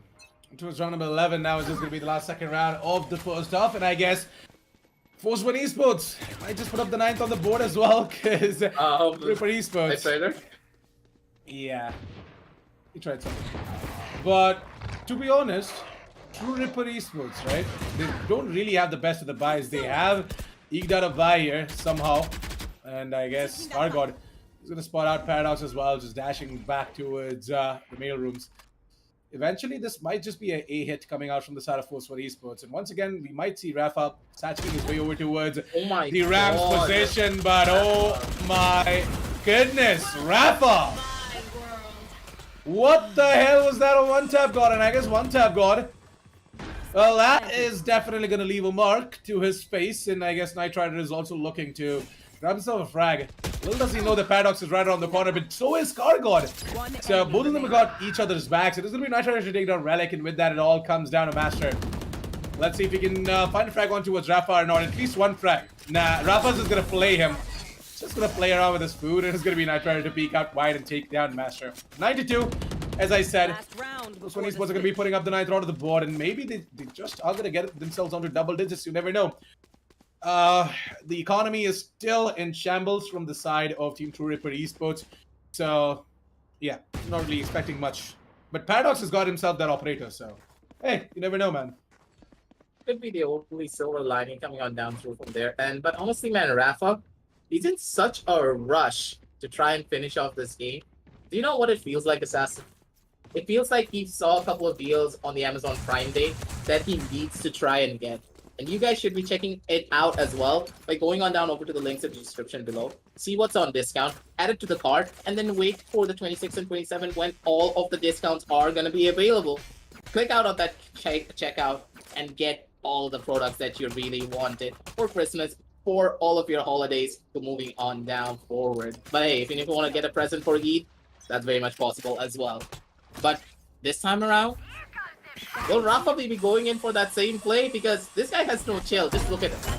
Yeah, he's just going. I think I'm correct. He did spot out a couple of deals that he wants on the Amazon Prime Day.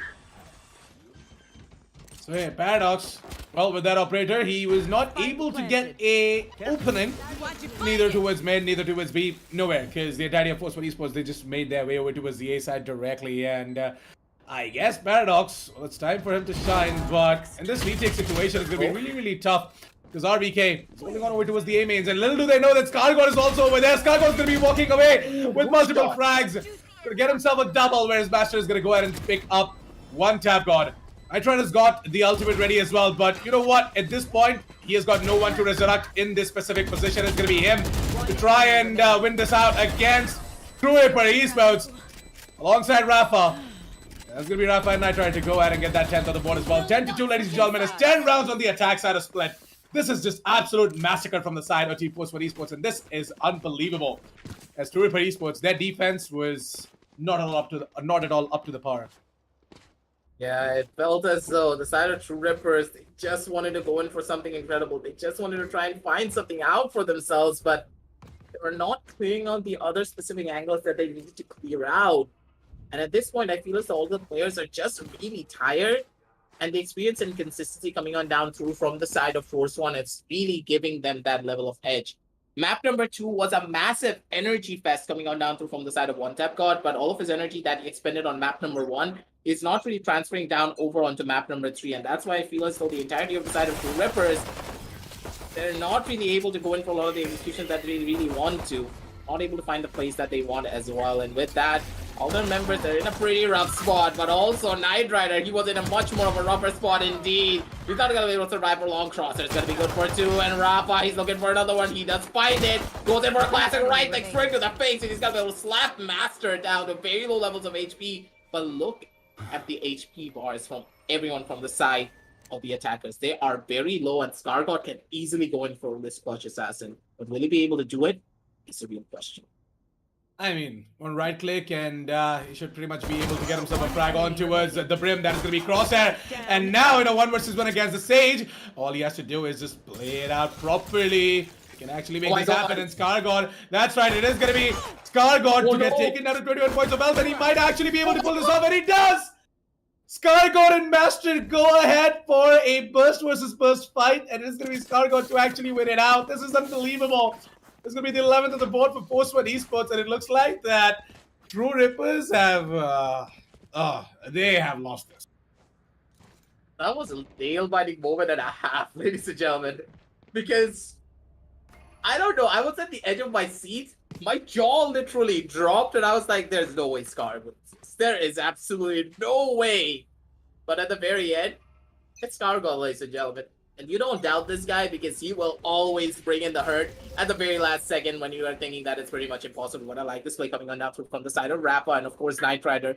They wall them off and they're not going to check this corner anymore. They're not going to expect Rappa to be at this angle. Rappa can go in for that first initial thing, but he needs to be careful because otherwise things are just going to go horribly wrong. Rappa's going to be able to get a beautiful double kill. Trigger discipline coming on down from the side of Rappa changes everything. Truerippers are in a pretty rough spot. Rappa's going to be able to send them all back home packing. He's going in for those shots. He's got to be able to go in for that bully play as well by just shooting his Spectre piece by piece while following his spot.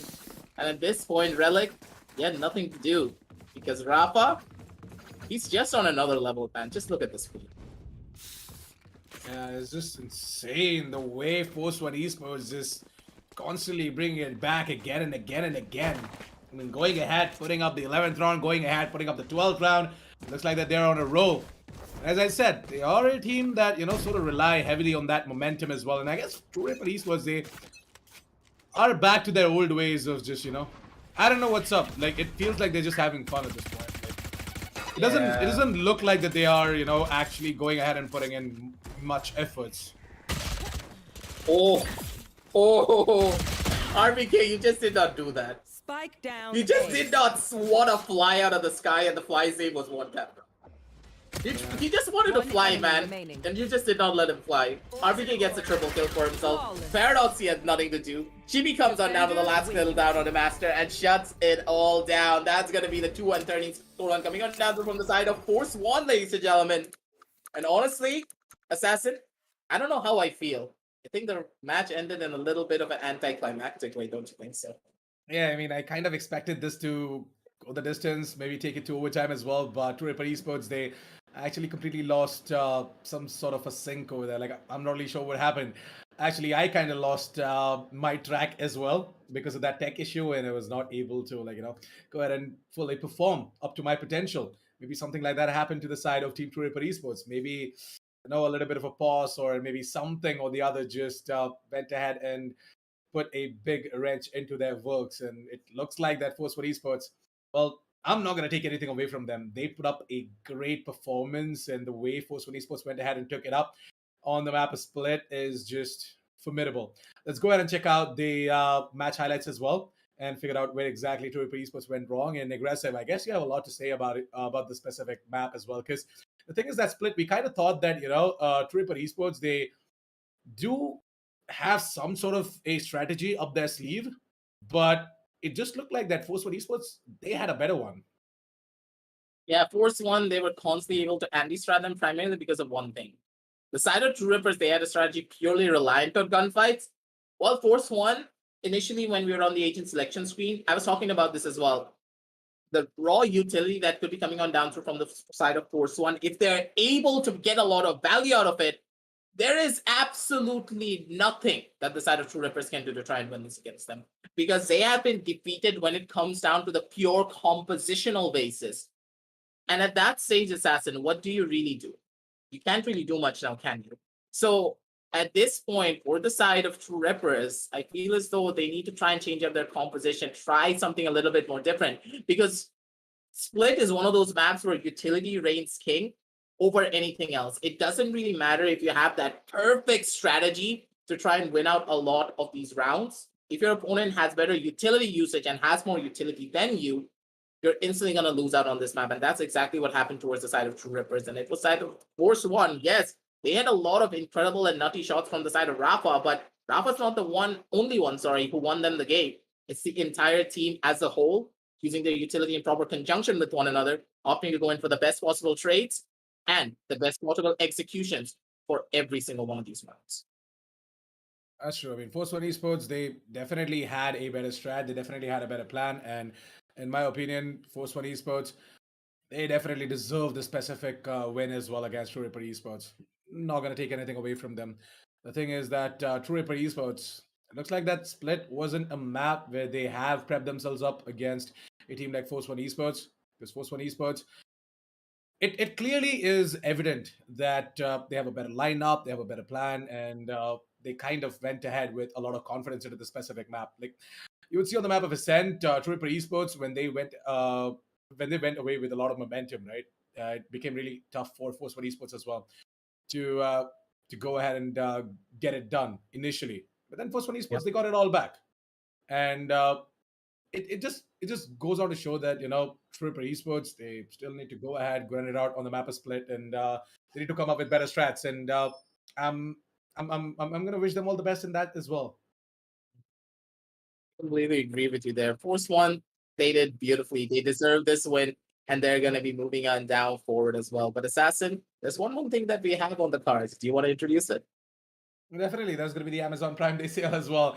26th and 27th of July later this month, guys. Please mark your calendars. Go ahead and check the link down in the description below as well for the Amazon Prime Day sale. Some amazing deals coming out from brands like LG Ultragear, Logitech, Steelseries, and Corsair. Don't want to miss this one. Please go ahead and check it out as well using the link down in the description below. And the link is also going to be pinned in the chat box as well.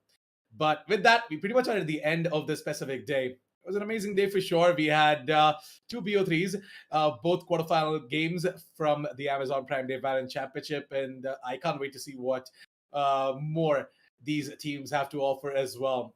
Who are left out to play their quarterfinal games and eventually the semifinals and the grand finals as well.